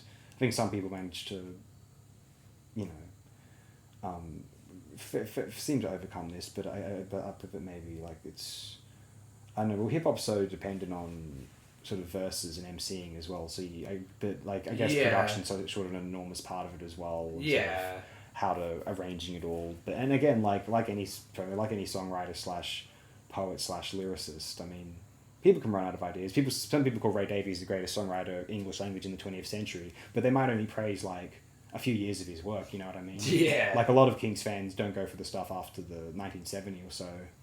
No. You know, but they, you know, without taking anything away from, they wouldn't praise him any less as a result of it though. So that's just songwriting. That's just story. You know, that's just that. You know. Yeah, for sure. Some people talk about those novelists and those authors who write good work for years, but that's.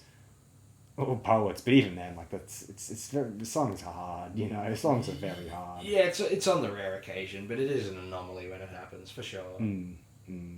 Normally born out of necessity. People talk about how great Paul McCartney is as a songwriter, but like outside of the 60s, like how many really great Paul McCartney songs are there? Like really catchy. Listen to a Paul McCartney song from the 21st century. They're all awful. I think I hear them occasionally. I'm just not very impressed with them. And his voice isn't as strong as it used to be. Obviously, it just feels distracting. Yeah. It's not just a song; it's some Paul McCartney attempt now. Yeah. I don't know. Because like in the 60s, if you Paul McCartney song, it's just a song. You know, it's just a beautiful sort of seamless song. Martha My Dear, or you know, even Hello Goodbye, or For No One. Sure, yeah. Stuff like those that. are two great ones, yeah. Long and Winding Road, even just yeah. a song. But like something my dad would like, you know, that sort of music. But he does like that song. But yeah, it's a much beloved song. yeah, it's just songwriting it's one of the tougher ones in my opinion. from a distance because I don't write songs Mm. for that reason actually. Anyway, any more to share about Pway? Pway. Yeah. Yeah, it's about time you wise up. Anyway, staying in the UK for a more contemporary release, Yeah. which sounds like a few older things, although you also wonder like whether a certain style of British punk Marquis Smith. lyrical disposition has a little bit in common with heavy lyrical sort of vaguely emceeing trends in other genres. Sure. What we're talking about is Big Special, Joe Hicklin and Callum Maloney. I assume there's other members. Those are the only ones listed here on vocals and drums, respectively. Not sure where they're from specifically in the UK, just because it doesn't say here. The Midlands.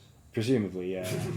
But anyway, we're talking about post-industrial Hometown Blues, their debut release. Look at this beautiful dog. Yeah, it's on got the a great cover. cover and it's a great name as well for the style and of music that it is. It's There's a great James Joyce quote in the particular you will find the universal. Now, sometimes you gotta wonder, like, if something's trying to be as, like, potentially, like, English as possible, like, in a very niche sense. Yeah. Well, and I guess specifically we're talking about a more northern English sort of post-punk sort of beat poet sensibility, Yeah. rather than the sort of, we think of Southern England, we think of the aforementioned Ray Davies, for example. Sure, who sure. idealised, as opposed to some guy yelling poetry over your grandma's bongos. There you go. But this is clearly a homage to the likes of Marquis Smith. We heard Marquis Smith homages on the album by Squid, which is sort of a contemporary post-punk new wave thing inspired by math rock, which we talked about some shows ago, 2021 album. But here's a more direct homage to The Fall here, I feel. And one that made me think that they were also very much fans of a lot of the sort of that sort of quickly narrated British rap. Obviously there's examples of the streets, but there's probably heaps and heaps of this sort of stuff you see locally, people just spitting in the streets and sort of mixing sort of British, John Cooper Clarke sort of just, punk poetry with the sort of like, influences of American emceeing, Yeah, sure. Obviously sometimes Little Jamaican- Sims is a huge artist right now. And Jamaican emceeing. Very true, yeah. Little Sims, yeah, she's huge. And the album from at least 2021 is genuinely very good, I think, for a heavily mainstream artist. I mean, Yeah. it's amazing how like actually seemingly good artists can catch on to nowadays. That's Sure. nice. But anyway, in the particular, you'll find the universal.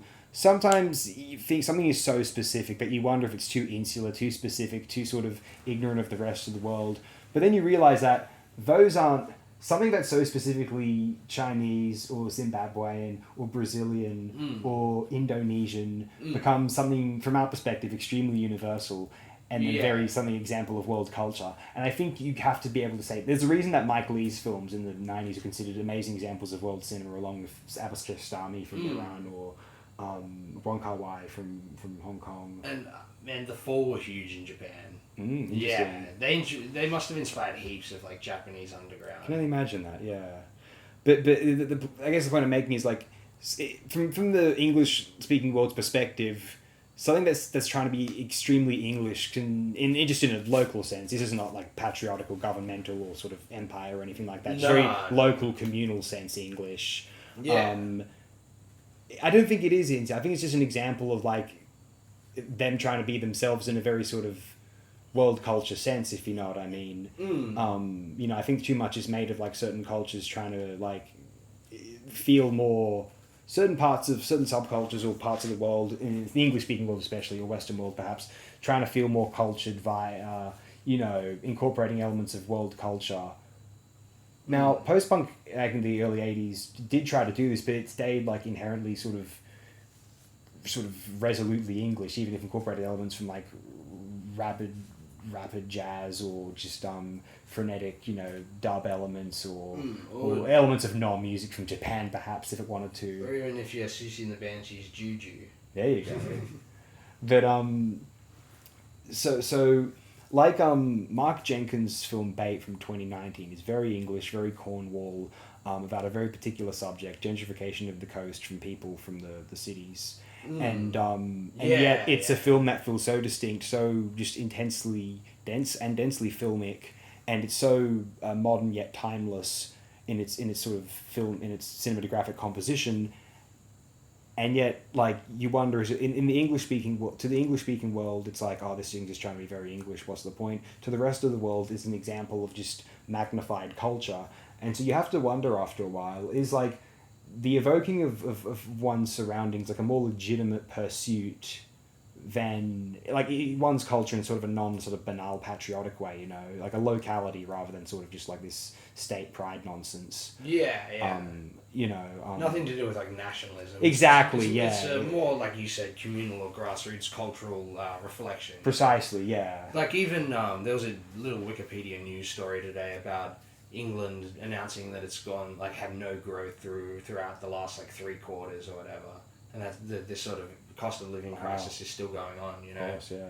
And like I said, I fucking work around a lot of the more sort of well-off and affluent people from there that are sort of fleeing the ship in a sense, Yeah, and not really even looking after the community and the place they come from. No, God, no. They're in Why sort would of they? like contempt of it in a weird way. They're above it. Ew, it's old. Exactly, which is exactly what this sort of album reflects. It's an actual sort of feels like the working class sort of equivalent. Like even what I said about that Australian Negative Gears album, Moralizer, Mhm. sort of in that vein, where that Yeah, feels like yeah, Sydney. right, This sure. feels like wherever this comes from, you know. Yeah. Like you said, there's a sort of universality to it, you know, because it's so specific Mm. to lived experience, you know. Yeah. And everything about it is reflective. The songwriting, the sound, the influences being worn on the sleeve, but done in a new way, you know. Yeah.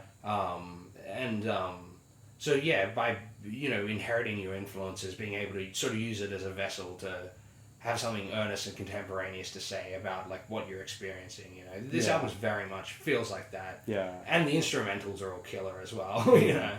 Yeah, much like Marouge is so specifically Manchester, but incorporates all these like sort of relevant influences. You know what I mean? Yeah, definitely. I feel, and excuse me, and it's also like how the Fall was so resolutely, inescapably English, despite references to Krakens in the lyrics, musical references to the can from Germany, Yeah. and just sort of this disposition, you know, based in a genre that was rooted in what Delta blues from America. Yeah, And it's yeah. it's just that great Mark Fisher quote. It's like if English was invented in the, you know, in the Midlands or something. Sure, yeah. Or if rock and roll was Rock and invented roll, in the yeah, Midlands. yeah. whatever. No, it's beautiful. Yeah, it's a brilliant idea, and so essentially, like, you know, it has me thinking that like perhaps the most relevant thing artists can do is sort of just like, rather than, let's say, you know, me based in Australia trying to mimic the films from like, you know, the German new wave of the later 20th century, or trying to like, you know, incorporate musical ideas from Japan, or you know, trying to evoke the ideals of the great American novels. It's just like, I mean, if that feels relevant to one, so be it. But like, it's not as interesting as it's not as that's a very superficial attempt to be worldly. I feel like I for think sure. you know, being as organic, the sort of impulse to be organic is a very it's almost a cheat code to a sort of universality, and in a good way. I mean, when I say cheat code, not in cheat code, just isn't a like a Valid metaphor for you our have generation. well, yeah, well, good point. But it's I say that because it's like you'd be surprised how easy it is to access something like that. Sure. You know, for anyone. I'm not even referring to myself here. That would be a bit, you know, self-presumptuous, I feel.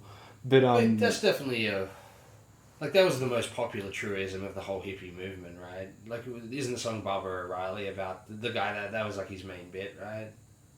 You What know, specifically? The Who song, Barbara O'Reilly. yeah. It was based off some Indian preacher who had something like The Meher Baba. Yeah, the Mayor Baba, who just said like, "Don't worry, be happy" or whatever.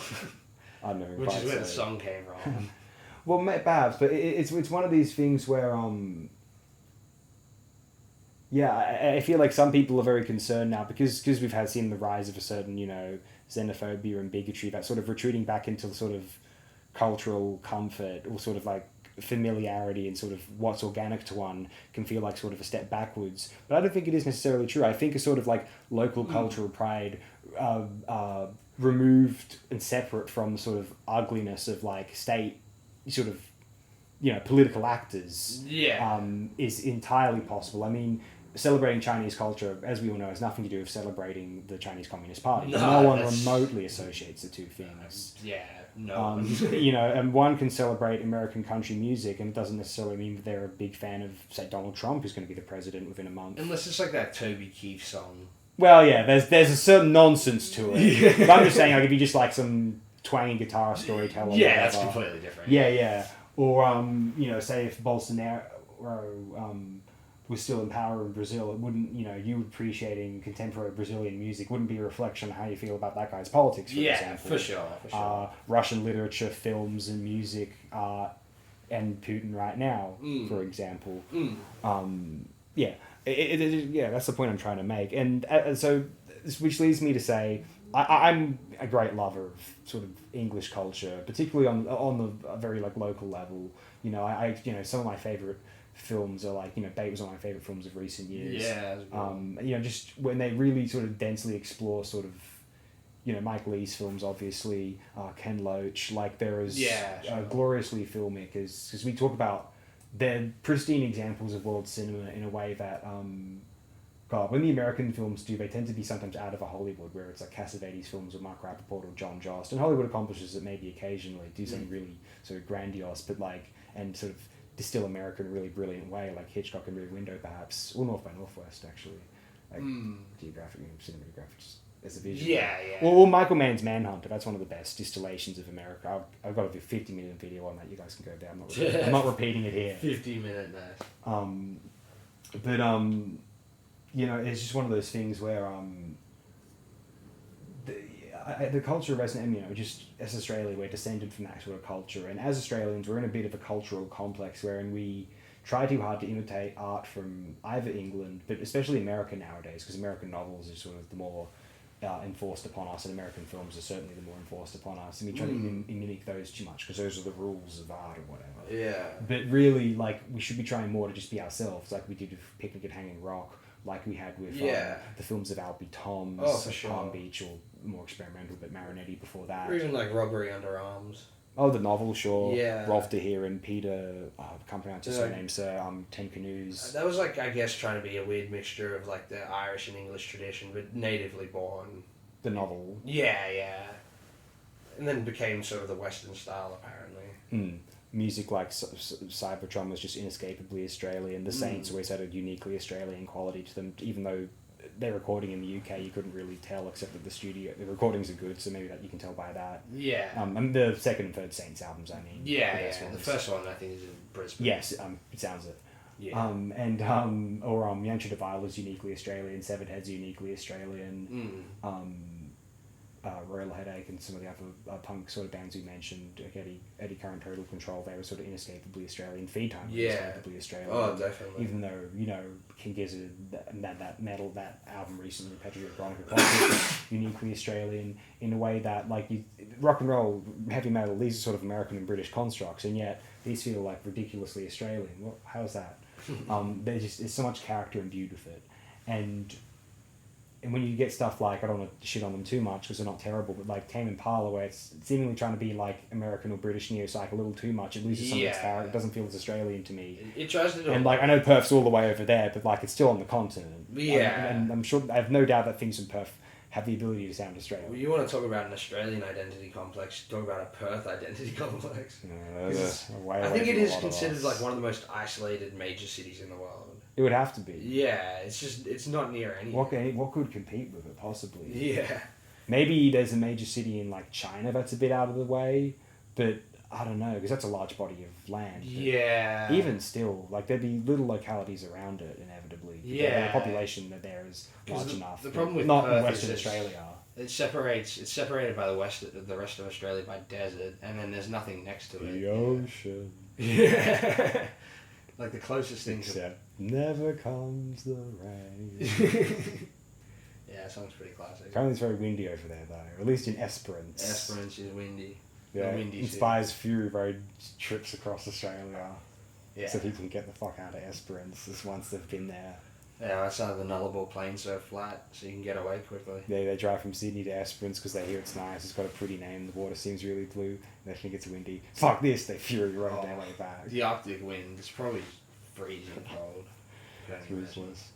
Anyway, this is one of the most, as a result of all the very specific, great quality. So we as Australians, there's not as many of us here, and we're not as confident in ourselves as the English are if there are, it seems.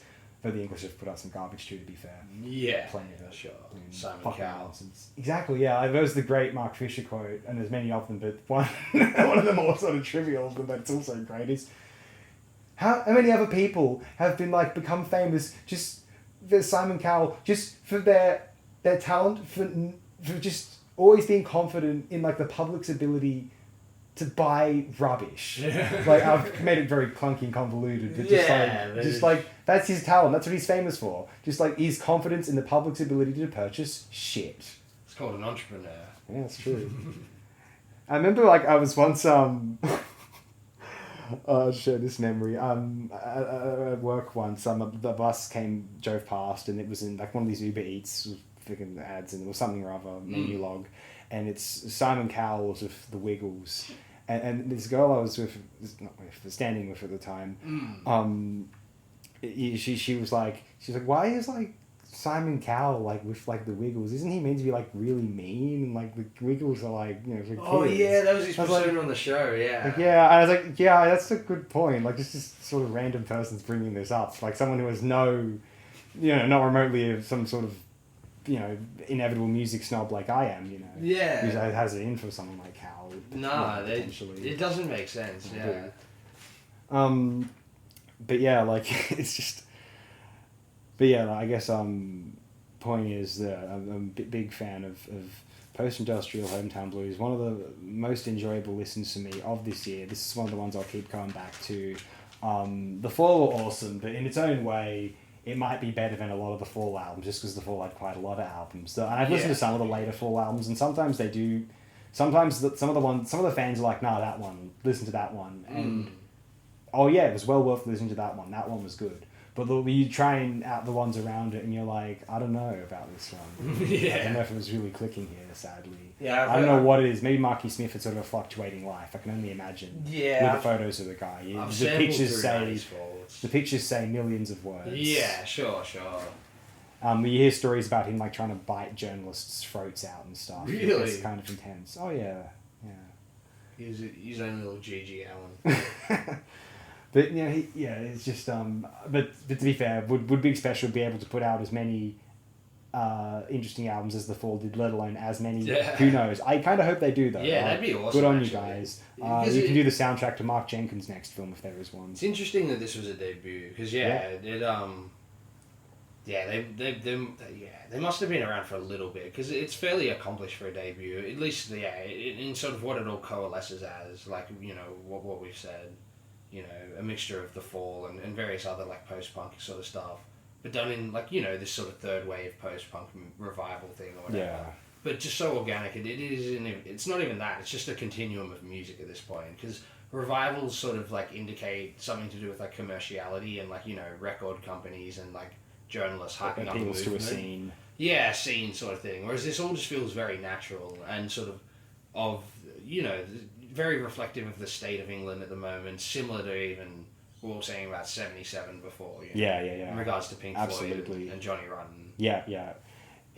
People might say is there anything truly original on here? What I have to say to that is this style of music never deserved to go out of style. This music went out of style for very superficial reasons, and if it's coming back into style, it's for, as we just said and inferred, the same reasons that it came into existence in the first place back in the late 70s, which even at that time some people claimed, this is just American fucking late 60s garage rock / what the Stooges have been doing for the better part of the Dolls, blah blah blah. Sure, yeah. But even as someone like Graham Marcus pointed out, an American rock critic, by the way, who didn't find American punk as interesting in the late 70s, no, this is something really important going on here. It's this is an entire distillation of life in this piece of plastic, Yeah. And he claimed all the intentions of modernist art of the decades prior in the 20th century were being addressed and sort of reflected upon and executed in the punk records. This is the British moment in the late 70s, early 80s. But anyway, that's about all interesting I suppose I have to share about big special. Yeah, no, I it's definitely suppose. worth the listen. I'll definitely be throwing it on again. Cool, for cool. sure. Let's go south, west, Yeah, I guess more southeast Arctic, a bit. more Arctic winds, I suppose. We got the Upper Hutt Posse, Movement in Demand, I guess a Maori hip hop album from 1995, and it is very much reflective of hip hop, maybe less 1995, and to some degree, but it reminds me a lot of like that Breaking Atoms album. Oh, Remember, right, yeah. Who are they called again? Main source. Yeah, Main Source. Yeah, it It's sounds sort like of late 80s, early 90s hip hop more Well, so. yeah, like 1991, that sort of era of like jazz sampling from like old jazz funk records and just like guitar licks and stuff. And Yeah. just like continuous loops. 95, you think of the sort of gritty gangster sound that was sort of a grimy sound that was, I mean, it was considered very grimy at the time. I think now the grimy stuff in people's ears may have emerged, as far as, sort of the critics' eyes anyway, but like, ears, whatever. But, yeah, like I think this is not what people would anticipate hearing when you say, "Oh, this is from 1995." They expect something downstream of Illmatic. Or Yeah, because like these guys would have they were around in like the late 80s sort of thing. I guess that was like their heyday. Their first album's from like 89, and I guess they were considered like one of, if not the first, like New Zealand hip hop group. And like generally, most of the hip hop from initial New Zealand hip hop was like sort of Maori based. Or like it was, most of like the sort of Kiwis or whatever were doing like rock music and stuff like that. So this album sort of, it's very much, I guess all their material sort of reflective of that sort of like, not necessarily Maori nationalism, but like sort of Maori like cultural appreciation. Like this album's very political and like, a bit of like conscious hip hop as well. And like, trying to be a bit hardcore as well. But then they also do a reggae thing, which is very much like that, that's a whole movement of like Maori and urban, like they call it urban Pacifica sort of stuff. Huh. So it's very reflective, it's seemingly, like I don't know too much about them, but of like the culture that they come from and their sort of lived experiences. Like the second I started the album, it felt very authentic in that sense, It's like, or at least it's like overly righteous, It's kind of ridiculously righteous, actually, and I weirdly sort of appreciate it for that, of where it's coming from. The anger seems like a place of just like, not like the opposite of apathy. It's like anger coming from like a sense of change, and mostly probably brought up from like cultural trauma or something. Apparently, I read on the Wikipedia, the guy didn't even realize like racial differences until like a motorist just dropped the N-bomb at him when he was like 8 years old. So this album sort of, like, it feels like it has that sort of experience, It's the thing that comes from, like, that guy's mind, at least sort of lyrically and stuff like that. As well as a few, like, party jams and hardcore jams or whatever. But, yeah, I don't know. I just sort of appreciated it for that factor. And also, the third track in it is, like, a legitimate sort of... It's less so Breaking Atoms and a bit more like a... like mid-budget sort of version of like a Far Side or Tribe Called Quest sort of thing, that sort of hip-hop. I think it's called like Clocking the Time. And I sort of got addicted to that song because I was like going overtime recently, and that's sort of what the song's about in a weird way, in a more like sort of abstract way. And I think it was like an old song of theirs because it's on the first album but completely redone in that like different context on this one. And yeah, there's a few like party jams, political jams. And yeah, like I said, there's something weird about I did hear an anecdote about the main guy. I forget his name. It's like Mike D or something like that. He apparently he actually, like, the impression I got from the album is completely true. He used to like hang out at a club where like one of my mates was one of the DJs or whatever. And apparently one time he got into a massive, like, he was like a kind of short guy as well, and he got into a fight with this like huge Fijian guy because he was saying, "You Fijians don't belong on Aotearoa," or whatever. He was just that righteous, you know what I mean? Like, even in the interpolitics of the, Polynesian people and stuff like that. Oh, shit. Because apparently there's a lot of that going on. Like, sometimes the Maoris resent, like, Samoans and Tongans. Oh. But sometimes they're brother. Like, there's, just inter-people disputes that exist everywhere, Gross. But they're fairly tame in comparison to, like, things we were talking about earlier. Yeah, of course. Jokes. But, yeah, they're very much realised in the culture. At least it's reflective in the album, I feel. And I just found it a very interesting listen. Listened to it maybe like, 5 or 6 times within the space of like 2 weeks. But I was also put onto an album from '97 like yesterday, which I would have even considered bringing up maybe instead, because it's really good, by a group called like Damn Natives, and that's like a '97 hip hop album that feels very much more in line of like the contemporaneous like New York or American stuff from around '97. Sure, yeah. But done with a similar sort of, but like toned down, less righteous aesthetic. Cool. Which is probably a bit more like people would have an easier time appreciating it because it's a bit more generally enjoyable. Whereas this is very particular, I feel. Yeah. I was going to ask, is the political content in the lyrics on the first album as well? Yeah, I'm pretty sure. Yeah. Okay, because I guess I ought to mention, like, that's not... There is some fairly political hip hop from around that time in America, but like you think of NWA, but like maybe that was more superficially political, and plus like the music of NWA, like I wasn't around at the time, but like it's always sounded quite banal to me personally. I never really got into them. You were inferring earlier that you weren't a big fan either. At least Sure, yeah, I like the remix, yeah. yeah. From this year. So I guess there was some political, but like in the mid '90s of Nas and some of those other acts, like they started to get a lot more serious about it. Like you see Diggable Planet sort of seemingly feeling a bit insecure after the first album and getting all Marxist on Blowout Cone. Sure, yeah. It's a very good album still, so it's fine. You know, I got no problem with left-wing politics and personally. New York Bohemians. But yeah, like it was all the name dropping and stuff, you know, Marcuse, this and that, Angela Davis. But no, in any case, so yeah, I might as well give my thoughts now. Yeah. Very political album, very direct in its statements. I don't know the other albums of the group. It's interesting. Like, yeah, it is like sort of sounds like more of like a early 90s or very late 80s production. Like it's kind of funky and reggae and it's very catchy, but the lyrics are very sort of pointedly political a lot of the time, if not, yeah, most of the time. And it's...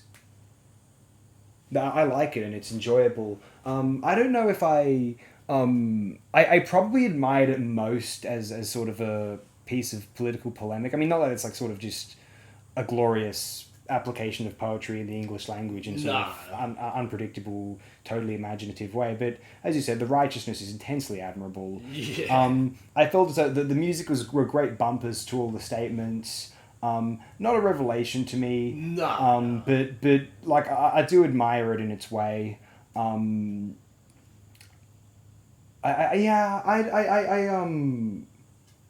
It just as an album listen, I didn't think it was like an incredible like work of art. Although like just as like I don't know, as a political platform, I thought it was incredibly admirable at least. I think it is more in that line. Like it more wanted to like be a cultural piece to help sort of people, even sort of what we were alluding to earlier, like sort of open up the consciousness and not be like downtrodden by like, you know, a culture that was enforced on them. So to keep that idea and sort of in the zeitgeist of, you know, Maori people, which did materially seem to sort of more manifest itself in recent years, right?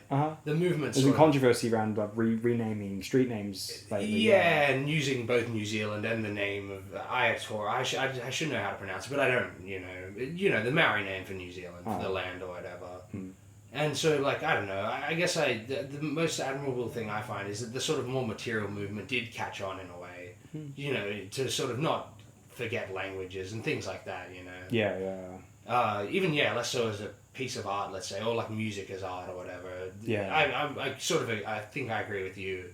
It was more of like a sort of political movement in demand, you know. I guess what I'm saying is, if I were to return to this album, it would be more because, like, you know, I guess as I said, I admire its political bend rather than because then I think it's extremely enjoyable hip hop, and more so than it being sort of both, I feel, because like maybe if it had like more of the edge of like I guess some of the East Coast sort of hip hop around that time, because when they do a political album there's sort of the sonic sort of supplement that, you know what I mean? There's a sort of intensity to the sound more so, to be a bit more hardcore, whereas this is sort of more bouncy and like not that different from like the sort of colour of the De La Soul productions around that time. Hip hop in the party jam tradition. Exactly. Sure. And so it something doesn't quite gel perhaps for me when listening to it. Although again, like Like, yeah, it's quite good stuff, that all being said. I don't want to put it down too much, because I'm not worthy of doing that. Well, I think the idea is like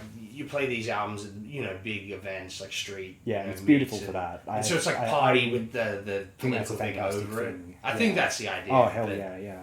But yeah, like you said, it doesn't fulfill the sort of more like, I don't know, music is art. And yeah, fuck it. It doesn't have to. You know what I mean? Like, yeah, sure. There are more important things than that sometimes. Let's be honest. You know. Sure. Yeah, I agree.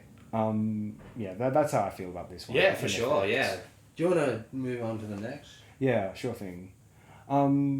Let's do that. Oh, nice. Yeah. Okay, so like this was a very acclaimed album of late, and I was interested in checking it out. I am a fan of I quite like the 2021 Call Me If You Get Lost, which had a lot of praise around it. I thought it was pretty good, and I've listened to it 2 or 3 times. I think it's very enjoyable, rich production. That being said, there's a vague disconnect. I think part of the reason I could never feel like I was an enormous... Maybe there was something it is not as wildly creative as I wanted in the music of Call Me If You Get Lost, or the 2 previous albums, Flower Boy or Igor, which I both like a fair bit. Igor was quite good, certainly. I'm not a fan of, like, Tyler the Creator was just some, like, absurd figure who was, like, sort of considered trash, basically, when we were in high school, when he first emerged. His first album is called Bastard from 2009. He was part of this group called Odd Future, which is sort of a meme name dropper more than anything at that time. And but in 2017 with Flower Boy, he became a bit more acclaimed, actually, and Igor in 2019. I would have checked those out at some point and thought those were pretty good. And when around 2021, 2022, I listened to, as I said, Call Me If You Get Lost. I quite liked it, notably more than those previous 2. But what put me off about Tyler the Creator, even when during the phase when he was considered trash and I didn't know his music, on the stuff I had heard, I did consider, as I said, trash. He seemed like this obnoxious, like, sort of like, posturing, sort of just like, look at me's figure, but also maybe even a bit of a nasty bully, given that, like, infamous cyberbullying remark he made online, which I think was just sort of a yucky thing to say. I think abuse is abuse, frankly. And so then maybe that was sort of... I never found him sort of this compelling or interesting figure, partly, like, as a sort of lyricist, as a sort of the voice of these songs. Like, I mean, the existentialism or just idiosyncrasies of Little Ugly Mane, or the sort of the soul searching of Matt Comey, or the or Little Sims, who you mentioned earlier, or the politics of Gaze Guevara, or the abstract observations of something like Cities of Viv, maybe. Tyler the Creator's, or even the Kanye West, like, reflection on him being, like, the most famous human being in the world. Like, none of... Tyler the Creator's got nothing on any of this stuff. Yeah. And Chromacopia, I'm listening to this, and this is, whooshka, one of the most interesting acts of electronic hip-hop based production I've heard in a long time. I think the 2020s has just started to develop a unique, distinct sound I could not have predicted occurring in the 2010s, and if it did, it would have blown up everything. Yeah. It would have been a big cultural event. And it is a cultural event now. This is a really popular album, and apparently it's polarizing. Sure. I think it's musically absolutely phenomenal. I mean, if anyone had shown me any of these tracks that they'd made on their computer, I'd be like, get this to the label. You will be rich. This is brilliant. God almighty, like, every track on here is an extraordinary idea. Nothing sounds the same. Everything is distinct. The guy has proved anyone... It's like Tyler the Creator set out to, like, sort of... He was sort of pissed off that people like me weren't considering him on par with, like, some of the other people I mentioned, and so he makes this. Like, you don't think I'm as good as Cities of Viv, or Kanye's best work, or Injury Reserve, or here's this. And I was like, okay, Tyler. Interesting. Now, here's the thing. I still don't find him a very likable character, but but at this point... Our recording artists, we can't expect them to be likable characters at this point. Kanye West certainly wasn't, although he made us feel sympathetic for him in a very odd, bizarre way. Sure. Despite being one of the richest people in the world. Yeah. Talking circa the 2010s era, especially, like Pablo and Ye, which you sort of, you feel like sort of taken aback afterward by how, like, involved he were in his sort of, his seemingly, compared to Johnny Cash of all people, confessional, like, diatribes. Like, Yeah. I He mean, married Kim Kardashian. yeah, and that he's was told, like a way to stay relevant for a whole decade. yeah, and he had these weirdly like sort of like, you know, expressions about it, like he's like, you know, he talks about her like she's a beloved spouse, but also like she's this object that he needs to protect. Like he kind of can't separate the two and knows it, and decides he's not going to disguise that fact either, because he's kind of comfortable in his in the sort of in his, when I say humanity, I mean the wide spectrum which constitutes humanity, warts and all. Because he's one of these artists who like you know, very open about like almost having sort of a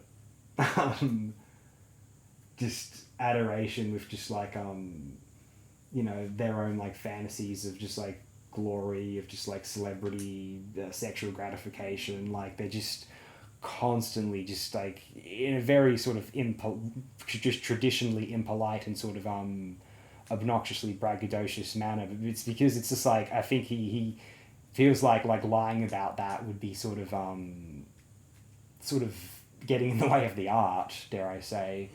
And he is someone who was in a unique position, West was at one time, where like him putting out acclaimed work in like sort of critically poised and sort of just like musically inventive work would be synonymous with him selling a lot, because there would be buzz around the music and people would want to listen to it one way or another. Yeah. People wouldn't just be like, oh, I've heard it's whack, and like they'd have to hear if it's truly whack or not. Sure. You know, because it was Kanye, everyone had to know. So he put himself like the Beatles in a really interesting spot there, or like David Bowie had at one time. Where it's like, oh, you got to hear the new, one way or another, like, oh, you hear the new Bowie sort of thing, and then so like the one way or another, people would hear Low and Heroes and Lodger and things, Scary Monsters. He's really sort of either very or rather experimental albums at that time. Anyway, so Chromacopia is similar sonically, I suppose, in that poised to critics, but because it was like Tyler, the creator, doing it, and he's such a huge and sort of big quasi-influencer figure even. Sure, yeah, for sure. People are like, oh, I got to hear it then. So the normies gravitate toward it, whether they love it or not. Now, I still think something still sort of irks me about the... because this is not a flaw of the music of this album itself, but like something does slightly irk me about the idea that like you know, because I'm a little annoyed with the idea that like, you know, Tyler would be celebrated by fans of this album as this like really cool like sort of edgy figure who like they sort of just like blast from their speakers thinking, yeah, what of it. Like I think that's such a wrong way to approach this album, even if it's the way Tyler intended it to be appreciated. Maybe he's being more ironic than I realize in some of the distillations on this album, because No, I don't think so. yeah, and the other thing worth mentioning is that some of his he's got a lot. Well, part of the reason I assume so is he's got a lot of these female appearances, and they seem to be playing a character to some degree, and you wonder. So it makes you wonder: is Tyler playing a character? And it's just like, I guess, but I think I don't know if he wants the other person in the room to take him seriously, but I think he likes the idea of like his fan public taking him seriously. And I don't know how I feel about that. But one thing I do feel about it is it probably resulted in him trying to make as like out there and interesting music as possible, so they would like sort of feed his ego. And insofar as this was and if it was a quest for a sort of validated ego which led to this album's sort of musical unpredictability and sort of wild imagination, then I guess that's good. But it's something it's hard to avoid when hearing this album. But that being said, like just as a piece of production, it's one of the very best items of the 2020s thus far. Maybe it'll hold up as one of the most exciting acts of production in the timeline of the 21st century's sonic library. I'm a big fan of this one, and I felt like I had to jump on the bandwagon of, I guess if it is a bandwagon, it seems like it might be, and champion it on Mandala. I'll pass it over to you now. Yeah, I definitely completely agree. And as far as the production goes, it feels very fresh, and yeah, plenty of like just strange distorted bass, and you know, just all the sort of taking ideas from sort of spasmodic EDM and stuff like that, you know, of the last 5 years, and incorporating it into hip hop. which is seemingly what a few of these guys are trying to do now. Like I heard a bit of that new Kendrick album. It's sort of trying to do that a bit as well. I haven't heard much of that yet. But I'd like to. The last one was the one I liked more of his. Yeah. But yeah, as far as this one went, it definitely did its own sort of very unique thing with that, and a bit of like, you know, influences of soul and stuff like that, which are quite nice. You know, a bit of jazz soul and things like that. You know, which some of this like more EDM derived hip hop does do as well, and does it in a more hauntological way and stuff like that. So, for like a 2024 hip hop production, it definitely is congruent to the times, but like very unique as well, and like you know, sort of peculiar and so interesting for that sake, you know. And I felt it was sort of, it very much matched what I felt the album, what he was trying to get across, you know, throughout all the music as well, like sort of lyrically. I don't really know if there's any sort of like debate about what the album's about or anything, but I felt it very much reminded me of this idea that's like, it was born in like, I feel maybe like late Gen X, then definitely through millennials, and like now through like Gen Z to some degree. They're not quite there yet though. Sure. But it's this idea of like the ages, I feel like 29 through say like 35 being like a sort of second adolescence created by like a sort of you know, like I was even talking to a 9-year-old lady the other day who was married for 60 years and is like very much like doesn't understand how like people don't just get married at like 22 anymore. Right. That sort of stuff, you know. And in a way, people, I feel like you know, they hang around for quite a while later. It's a documented thing, right? Yeah. And it sort of feels like this album is trying to get at the psyche of that mindset, you know. He's like rapping about trying to like settle down. And all this sort of stuff. No, It felt very like sort of natural. You know? Yeah, that stuff feels real. You have to wonder if he's thinking like, you know, oh, this will be considered very deep, blah blah blah. Well, I was thinking but it can still be real. I guess. was thinking maybe that's why it was polarizing, and maybe like an older audience who have probably been around for a lot longer maybe liked it a bit more, or like the critic sort of level, as opposed to just like the general audience who were probably like up to mid or something. Teenagers, you know? perhaps. Yeah, that's what I mean. Yeah, like 16 to like 21-year-olds maybe. Yeah. Because it doesn't feel like it's less music for that sort of crowd, like the Ice Spice crowd or something. Yeah. And going for a little more of a mature thing, I guess. Because even like in high school, I would have heard the first album, Goblin, right? I think that was the second one. Oh no, that's the second one. What was the first? Bastard, you said? Yeah. Goblin's 2011. So I heard both those around like 2011, 2012. Yeah. And like the concepts back then, he was still doing, but they were more cartoony, and he's like a villain with a deep voice and all that sort of stuff. And quirky, blah blah blah. Yeah, it was less like I don't know, sort of organic than this material felt. Like he's actually in like you were saying about someone like Kanye earlier. It's like reflective of it. A lot of these like more popular artists, like hip hop artists, are trying to kind of go more like hard on their sleeve, or like, you know, earnest in their like emotional expression. Not like it's got no like artifice. It's just, it is what it is. Well, they're trying to put out genuinely good art, because it turns out that nowadays critical praise will be synonymous with like when Beyonce's Lemonade was critically acclaimed, a lot more people went to check it out rather than just her usual fan base. Yeah, rather than just radio singles and stuff. Yeah. Like, I think a lot of these artists... artists... That might have been a contrived move on behalf of, like, some marketing genius. It was like, this is the way it's going. Yeah, you know, whatever, if these producers put out some good music for a change. Yeah. Well, to appeal to that audience, right? Yeah, and we'll continue that level of quality with her sister's discography rather than her own discography. Yeah. Apparently. I guess so. That's my stance anyway. Yeah. Well, I guess she's more going for streams now. I guess. The newer ones. Yeah, repetitive songs and stuff. Yeah. But no, it's like we're in a place now because the culture's got such a short attention span that, like, you know, you can come out with a new album like 3 years later, like, hey guys, and everyone's like, oh, okay, you're back.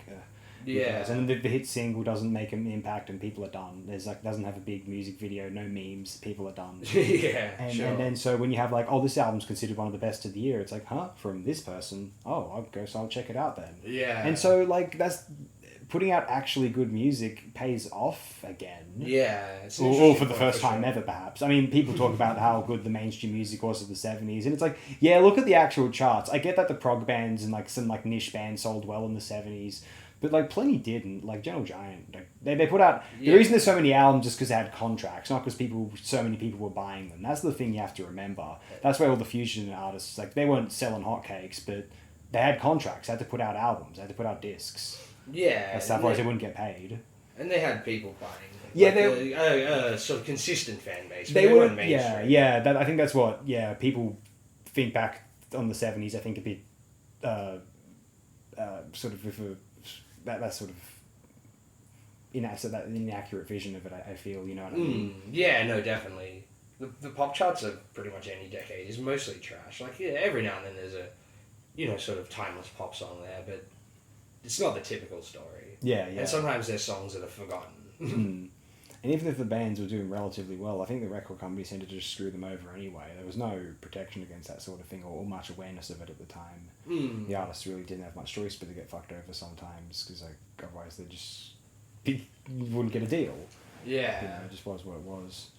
But anyway, no, so like, I'll be interested to see what Tyler, the Creator, puts out next. I mean, there was a bit of a gap between, I can't understandably, given how interesting and intricate the music is on here. The music itself, certainly, definitely. 2021 to 2024 might be a little while before we experience something else, but I'll be quite excited if I hear that there is something new on the way, whenever it is. Really, really fantastic stuff. After a couple listens, actually 2.5 because you were playing it a bit earlier. Yeah. It's one of my favorite albums of the year, and Yeah. as good as I did really like Call Me If You Get Lost, but like I didn't think it was better than like some other albums that year. So, Sure, all sure. around it, like, whether it's from Cities of Eve or whether it's from Injury Reserve, R.A.P. Ferreira, Gaze Guevara, Mike, the Chromacopia. Right there, good on you, Tyler. You've done it. What can I say? Yeah, nice.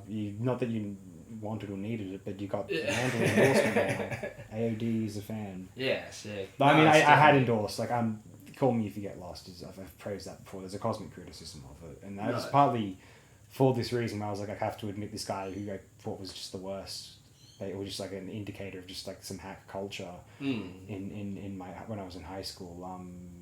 It turns out that's not the case. They developed. The indie world did the same, Vampire Weekend.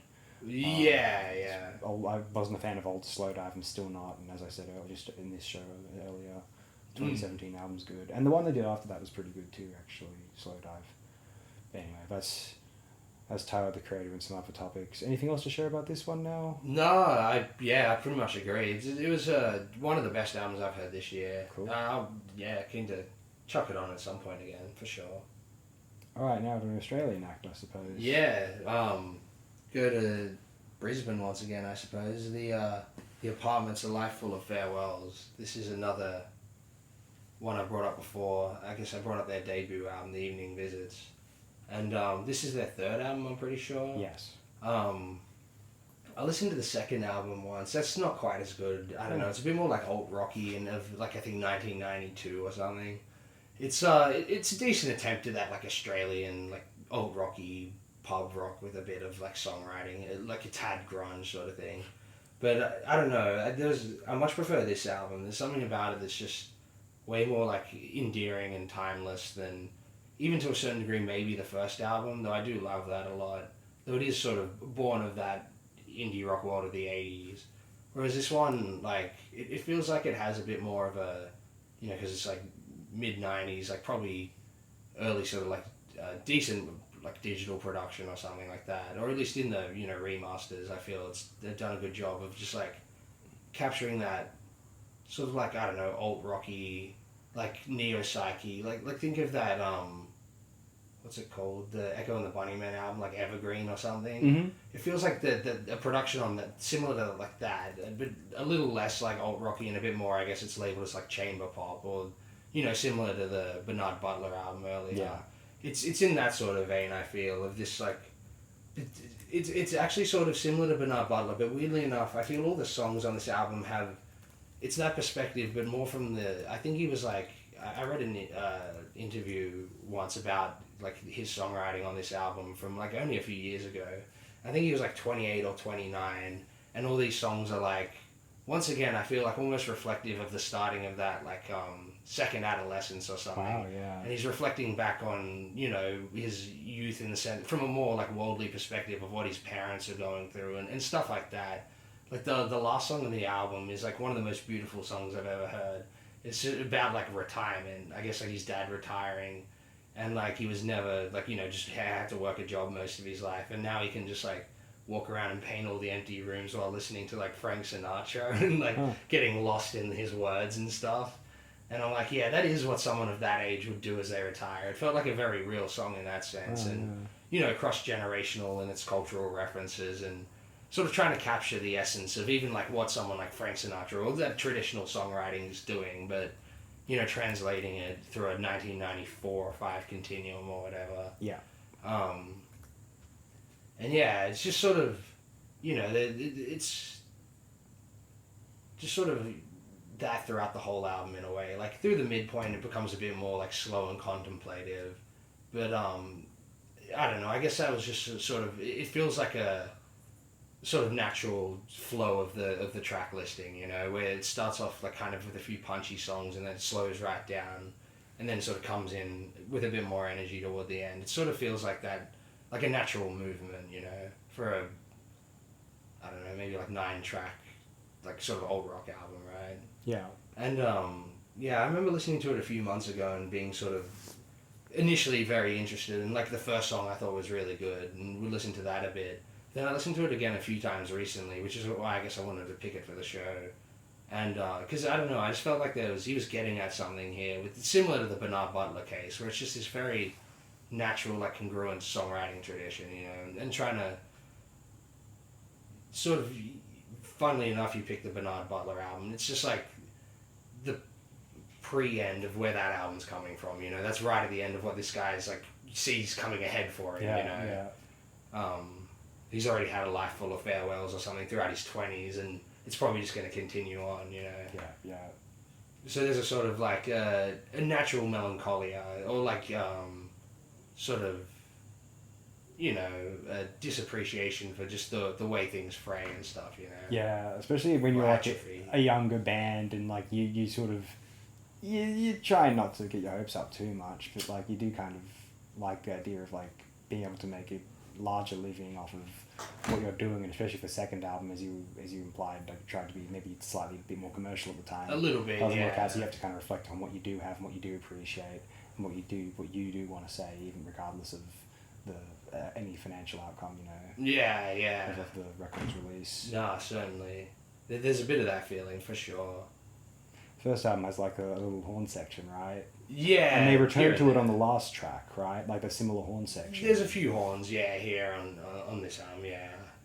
Like the earlier tracks and the last track have a few horns. Because mostly it's sort of an acoustic-driven album, if I'm... For the most part, yeah, it'll be like the verses are mostly acoustic-driven, and then there's sort of like, yeah, chamber pop, Nirosaki soundscapes with guitar, and weirdly enough, a few of the songs have like little moments where whoever the drummer was, does like these brutal prog, you know, those sort of drum fills that only last like, you know, between the bars, and I'm like, how did he put that into this song? I was quite surprised. I wonder who the drummer was. Much piano on this, or...? Yeah, little bits of piano, yeah. Okay, then I remember correctly, yeah. One song's piano-driven, I forget what it's called, but the rest are mostly guitar-driven. Right, yeah. Yeah, I guess I'm going to be giving my own opinions on this. Yeah. I rather like the first Apartments album. I don't think I love it. Like, it's got a certain very acoustic sort of just like a go-betweens-esque sort of like songwriter sort of just like, you know, no electronics or anything like that, you know, sort of... Well, it's not even like sort of hooky in the jangle pop sense. Like Apartments and I don't find Go-Betweens that hooky personally. Even if they're meant to be. Because at least one song on the album we did, I found engaging. Yeah. I remember. I would have said what song it was at the time. Hooks are generally their weakest. On the Spring Hill Fair, probably the hookiest song that's a good one is The Old Way Out. It's like the old way out is now the... It's like a swingers sort of thing, you know. But generally, yeah, they're not too hooky. Their songs are more in the verbosity. But yeah, and with that being said, like, I actually like the first Apartments album more than any of the Go-Betweens albums I ever heard. I might too, to be honest. I don't... It's not a massive favourite of mine, but I appreciate it. And I kind of do wish I there was, like, more, or at least frankly, an Australian songwriter of this band, but I got more appreciation / band, but I got more appreciation out of in this respect. I guess as the Triffids, I do love the Triffids, and the Triffids kind of occupy that space for me. Oh, they're very good as well. They're pretty much all a part of the same thing, right? And this album, I liked this album. What I think I liked about the album is it doesn't fall into that hacky 90s trap of being like a 60-minute plus like thing of just songs that you would have cut otherwise. This is 42 minutes, 9 tracks. It's just like Bernard Butler, that's also 9 tracks. But that's like 5 minutes shorter or something. That's like 37 minutes. Yeah. There's probably one song in here that's about 6 or 7, whereas the Bernard Butler one, they were all like 5 minutes, I'm pretty sure. Some of them like 2 minutes. Yeah, okay. Like the last track's like a 2-minute song called The Window on that album. Yeah. There's a 6-minute track on here. Yeah, She Sings to Forget You, second last track. Well arranged. I feel like this is on me. It didn't have much like oomph for me. I mean, listening to the lyrics, like they're all very. It's if we have a ranking of most sincere albums, maybe you can put this one near the top, unless there's other things I'm forgetting. There's some pretty sincere albums out there. I love that. That Robert, even though it's prog, that Robert Wyatt song, Sea Song, whether it's about his, especially if you think of it as about his accident, is that song's just merciless. Yeah, it's ruthless. You can't listen to that. It's too rough. But anyway, like it's so heartfelt that I feel bad for not like having as much like sort of felt enjoyment for it. Like I feel more like admiration for it than the. But again, like why? And the Bernard Butler stuff is that production is like so rich and modern. Like this would have if this had a modern production wash, this would have really popped. Oh, for sure. It's on its era in that sense. Yeah. Oh, but like the arrangements are really like objectively good. Yeah, they do it well. And I remember getting more enjoyment. I only listened to the first album like that one time. Yeah. And same with this one, but like I remember liking the first one more. I do as well. Yeah. Okay. That's I appreciate this thing, but I don't know if it's a style of music that I appreciate that much. And when I do in the Bernard Butler case, it's like half production, half like I don't know, just sort of maybe even the sparseness of Bernard Butler's songwriting, if you know what I mean. Like they're very like direct and sort of like they're interesting like metaphors in Bernard Butler. Like he said, he has his heart in his mouth and just like weird but like very true and relatable things like that. They're not like grandiose metaphors. They're almost clunky, but like that's how you feel. You know what I mean? Yeah. Like it's almost punk like that. I don't know. Whereas like this is a bit more like traditional in its poetic sensibilities. And a little bit also, yeah. I guess traditional. To be fair, it's hard to gauge every lyric in a song. Similar to like the earlier like Tom Waits sort of sense, where it's like a. And I have listened to the Bernard Butler more. Like yeah. Well, that's so I remember true. The lyrics more. Like I was saying as well, it's a bit more the age of 28 as opposed to, 50 something. 60, yeah. And so it's similar to like we were saying, early Tom Waits, where it's like the traditional songwriting thing mixed with a sort of bohemianism, Yeah, sort of romantic idea of that, yeah. And a youthful, like, cultural sensibility, Yes. It's sort of similar in that vein, so, definitely, that's the distinction between, say, the Butler album and this. Maybe mostly age, and also technology along with that. Yeah, but definitely admirable. I would never have any complaints if anyone played this and I was around it, even if they played it multiple times, probably. Yeah. But, like, on different days or weeks or whatever. Like it's not. I would never feel motivated to listen to it either. But then again, this is where I'm at with like sort of heavy songwriter guys. Like, who are the most acclaimed songwriters? Like, I don't really listen to Bob Dylan very much. Maybe it's just because it's too American for me. Not a big Go-Betweens fan. I don't know who the other examples of songwriters are. Even like I tried to listen to a couple other Richard Hawley albums, and they're okay, but like none of them had quite the big punch of the production polish of the one we discussed of Cole's Corner. Songwriting is very hit and miss as well. Exactly, when we talked about the Ray Davies thing earlier. Yeah, similar to like Cleanness from Venus. Not every song's like a winner, but then all his consistency is insane. Though, he's very prolific, and there is a sort of albums have consistency. But yeah, it's not like every song on the album is like a songwriting genius classic, but it'll work. And then within there, there'll be like all the classics. Yeah, for sure. But yeah, no. What's the songwriter of this band's name?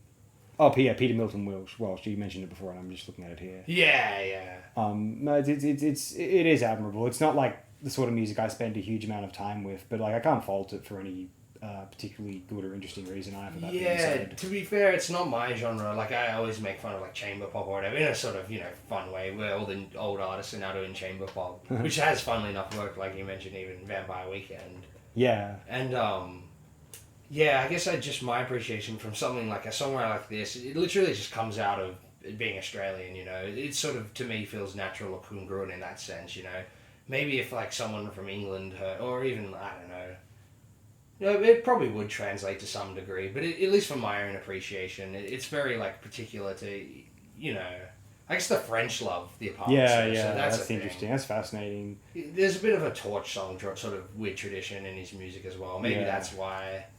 Yeah, I'm a vague Francophile, so I feel like maybe I ought to appreciate this more, but maybe it's because I'm too... Oh, the one thing that's interesting is it partly because, as you mentioned, with the go-betweens, and I think we've discussed with the Saints before, the Queensland condition. Yeah, that's an interesting concept, I feel, as well. It's pretty real, and Troppo is pretty real. Yeah, I don't really know if I'm not from Queensland. I don't know the Queensland tradition. I'm not in the Queensland. Well, it's like the general Australian condition, but put under the, like, heavy stresses of a tropical climate. Oh, man.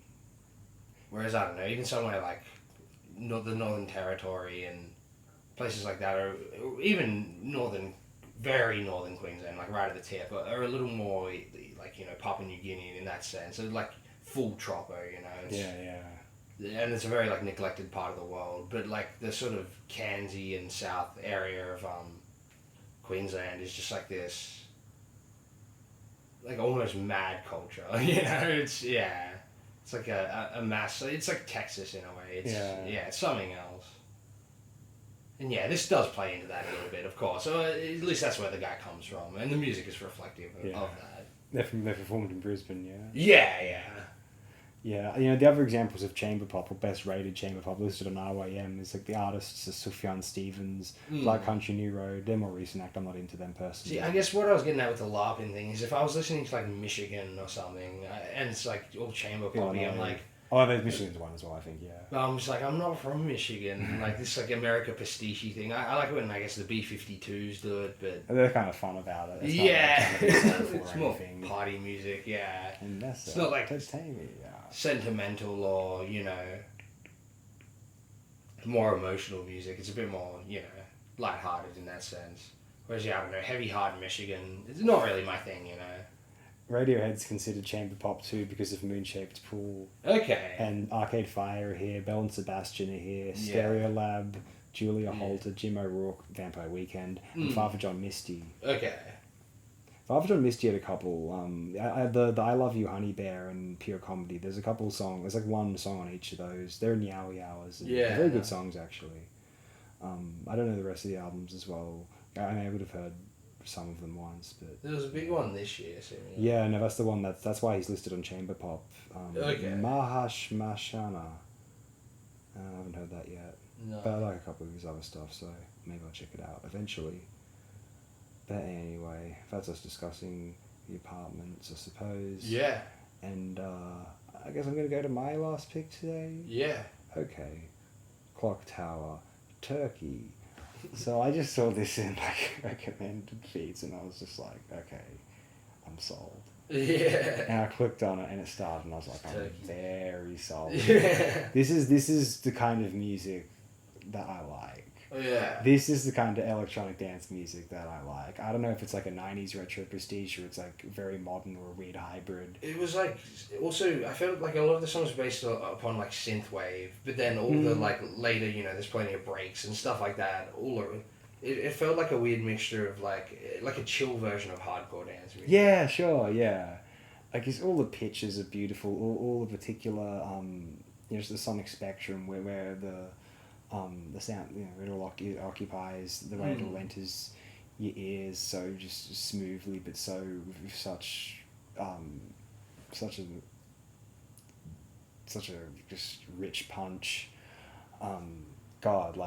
It's so expertly catchy. Like, I don't know if someone wants to point out, like, if this is more or less hi-fi as a piece of production than some other things, or if it's a bit more DIY or sort of done on potentially sort of more basic software. But what they've done here is just like, like the fucking just like the sort of endorphin-inducing catchiness per fucking 10 seconds. Like, my god, like, it's got like an incredible ratio. Like, there's some EDM albums with some great ratios.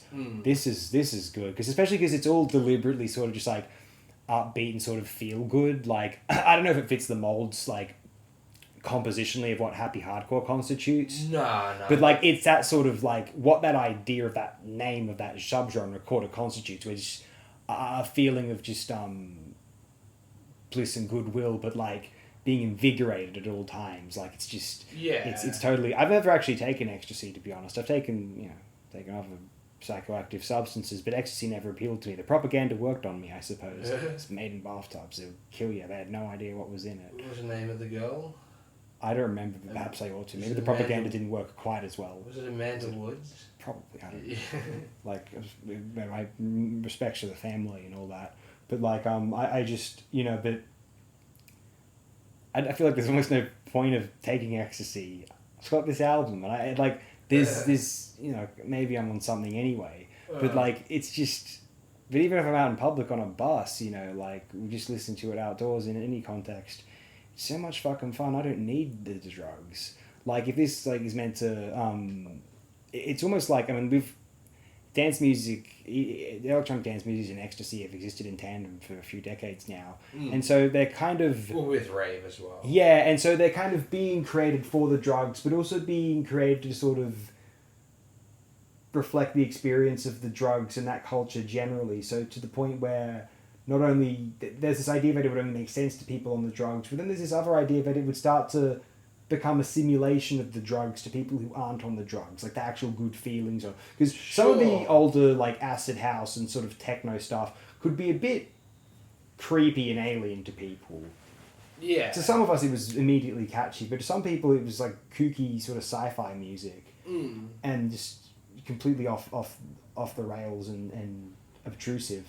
But something like this, it's like it's trying to impart like a really good ecstasy or otherwise psychedelic, psychoactive sort of rave experience within its runtime in a way that's not like because some of the techno pretty hard hitting and sort of just like just masculine and sort of just like frat boy, and this is just like sort of just very sort of, it's innocent, you know what I mean? It's in its weird way. It also, I think it's capturing that essence of a rave because it doesn't have the sequencing of an album with like tracks. It feels more like a DJ mix. No, yeah, sure. Like, it's got the flow of a mix, Yeah. And little bits come in from the previous into the next, There's no, like, hard cut to where the song ends and starts. Yeah. It all sort of flowed very, very much like a live DJ set. But it didn't feel like it was... It felt like it was composed, but in that manner. Which is maybe why it even reminded me of... Like, that's sort of the flow of once again, to bring up the Chill Out KLF album. Where they literally did that as a DJ set and recorded the set, but like composed the album, so it had that sort of feel to it. I at least I felt, where it I guess like similar to you were saying, it's almost the simulation of a kind of light rave because it's not hardcore. It rides the line where. Yeah, I guess... Doesn't enter any of the sort of so-called, say, dangerous territory or anything like that. Which is where you're doing... anything scary or anything like that. Which is where you're doing the drugs, This is, like you're saying, it's a simulation of the drugs. So when you're sober, it feels sort of similar to the experience, as opposed to when you're dancing at a rave on ecstasy. Like, you wouldn't just do it to, like, sort of slower house music or stuff like that. It's like, especially these days, it's generally more, like, abrasive, strange, unique, like, rhythms and stuff like that, and like strange new interpolations on the jungle sort of amen break and that sort of stuff, right? Yeah. Which this also incorporates, Yeah. quite a lot actually, and very well. And like you said, happy hardcore. There's a bit of that sort of like GABA based stuff as well. It really does take from a little bits from the history of like EDM. And sort of synthesizes it into an album experience, though flows like a set, Definitely a noble album. Is it their first album? Second, it says. Oh. I don't know the first one yet. The first one was from the previous year. Okay. But yeah, no, that's. Did you just say you randomly came across it? It was just recommended, and I couldn't not. Yeah, Like, look at it, guys. because the cover's great. Yeah. I didn't even care what the genre was. I was like, it could be punk, it could be sort of synthwave, and it's just. I mean, there's specific genre names they have for it, but to me, it's just like, what other genre names they gave it? yeah, there's progressive breaks, hypnagogic pop, and synth punk. And then underneath it, not in bold, breakbeat, digital fusion, new school beat breaks, and synth punk. Yeah, I love how many things you have to give this music, because it's very like indecipherable. It's just an amalgamation of the history of the styles, you know. Yeah, to me, it's just great, sort of light-hearted, sort of happy, dispositioned EDM sort of music. When I say it's like if I say it reminds me of the 90s, it's more of like a sort of a state of mind than necessary, because maybe this sort of style wasn't technologically available or as abundant in the 1990s compared to the 21st century, but it seems to be wanting to occupy a position of bliss which doesn't come quite as organically to us as a mainstream consensus culture as it did in the prior to the 21st century, 9/11 and other bad events of the 21st century. Right, yeah. Yeah, the sort of Mac Tonight thing. Yeah, why not? Yeah, big fan of this one. One of my favourite and most enjoyable albums of the year. I've heard it 3 times thus far. Yeah, nice. And I thought like it's just an absolute killer. I'd recommend it to anyone who likes any sort of EDM. Unless someone's like a very specific producer and they feel like, you know, it's like not as hi-fi as Ski Mask. Not much is, apparently. But, you know, aside from that, I thought this was just a banger. And yeah, and again, in terms of like an EDM album constituting a certain amount of attentive enjoyment per 10 seconds, this is one of the best ratios I've ever heard. And it's only 28 minutes, so it had you know, packed all the good stuff into a runtime without being like some 40-minute albums of sections that drag or anything like that. Like you said, smart mix, you know. Yeah. I assumed it was going to be a punk rock album when I watched 28 minutes.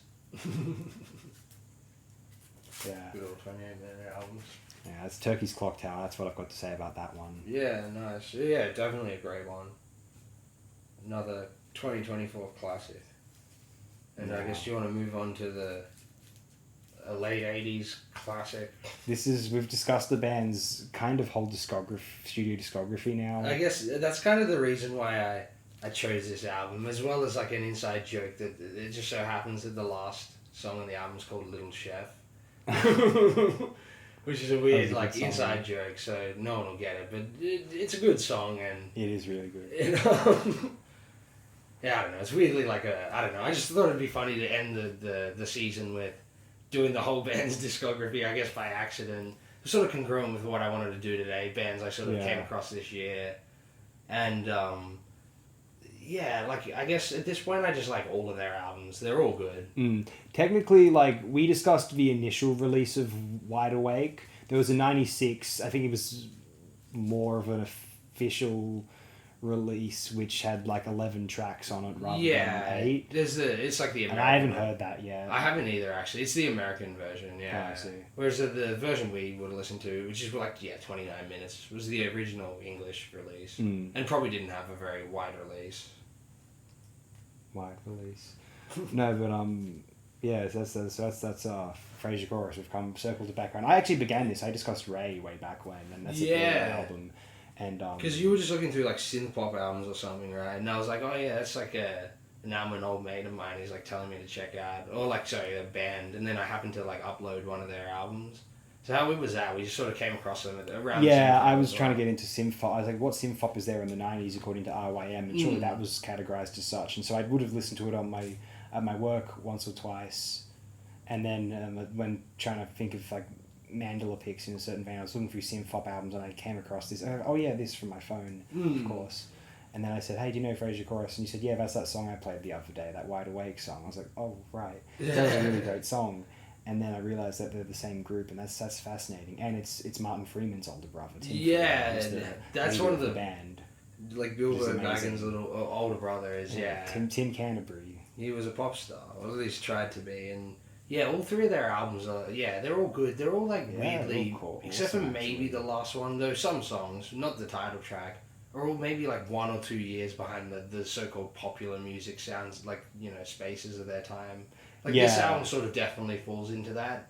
Like, it's a few years past, like, maybe the peak of sophisticated pop or whatever. Yeah, you got But- Prefab Sprout being at their most popular in like the mid '80s, perhaps. China Crisis, those sort of bands. Yeah, Prefab Sprout were, I think, they're most popular through the late 80s. Maybe around the time this album came out. These guys might have just been like a sort of overlooked sort of Prefab Sprout. They were a bit different. Wasn't this They were album the most electronic. commercially successful though?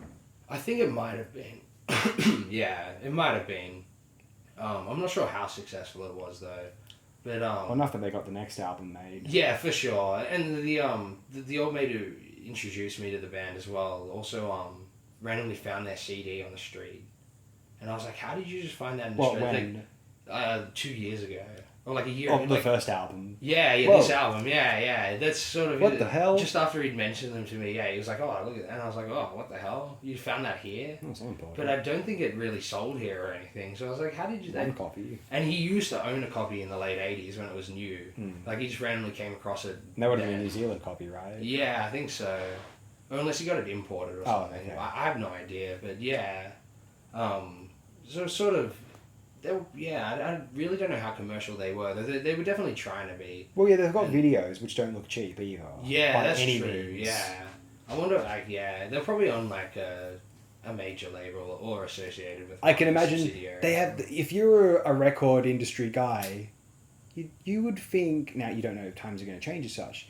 You would think, beauty. This is going to be a smash hit. Yeah. How would you not think that this Oh. album's not going to be a smash hit? Man, one of the singles on it, the one was called Typical, that should be like in Matilda or something, you know what I mean? It wouldn't be incongruent with that sort of style of late 80s music that ended up in like 90s TV, like kids' movies or whatever. Bad, like sort of mainstream hacky girl punk. Or Oh man, plenty of that. sub fucking Runaways, Chrissy Hynde stuff. Sure.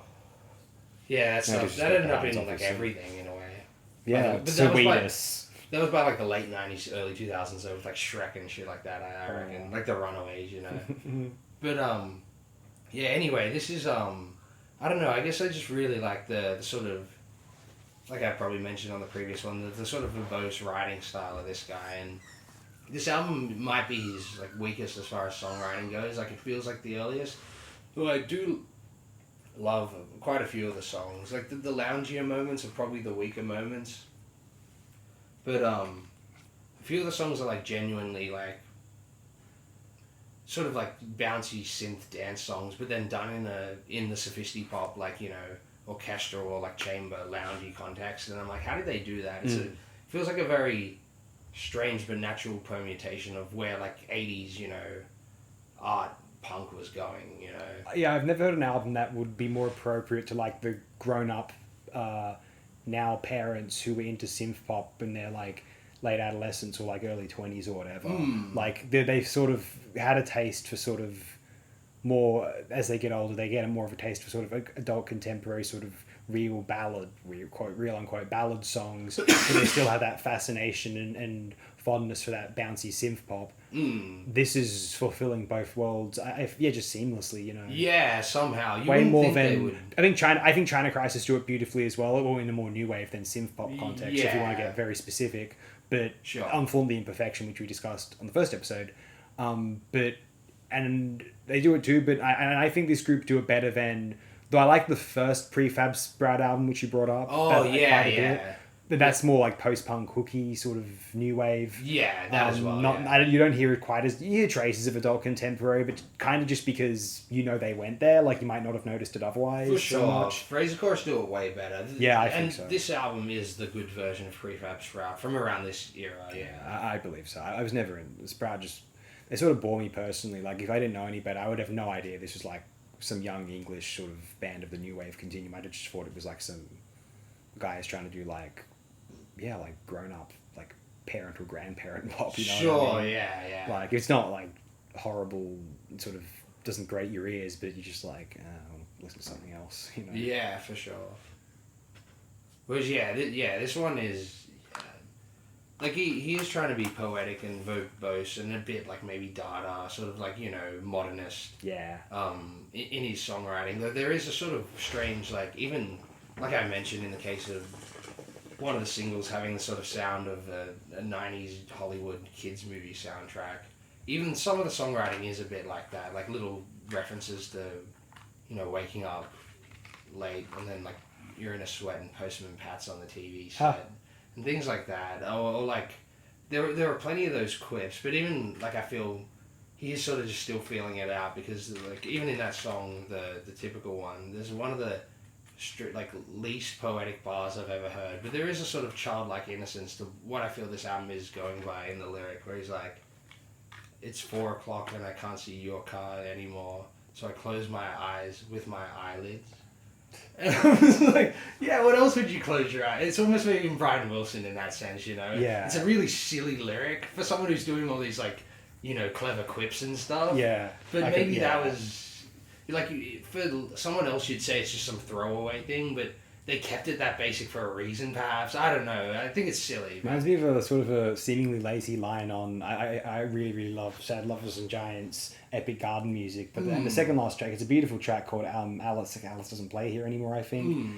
And there's a line in there and it's like it's a really cool song when it's like in the night every shadow and it's like every night every shadow seems to like burn your face or something. It's just like, or because you're that like feeling that glum that the shadows burn you like like I don't know, like yeah, that is dissecting. No, because the line before that is like it's something like in the night, something you seem to disappear without a trace, and it's like that's nice. Sure. Because you just blend in there like you are a shadow, but then no, the shadows are, but you're so much more than a shadow that like the shadows themselves are burning you. And it's like okay, you could have cut the metaphor. It's a bit clunky there. Yeah, when goth bands try to do that, it's fun. It comes across as just like something that's just like fodder for like that's why people from the time like metalheads shat on these bands for lyrics like that. Oh, he's girly, blah blah blah. It's like no, the rest of the albums and everything else is perfect. It's just that one little line. Yeah. It's like the gothic. The one thing that bothers me about the album, the one thing. Yeah.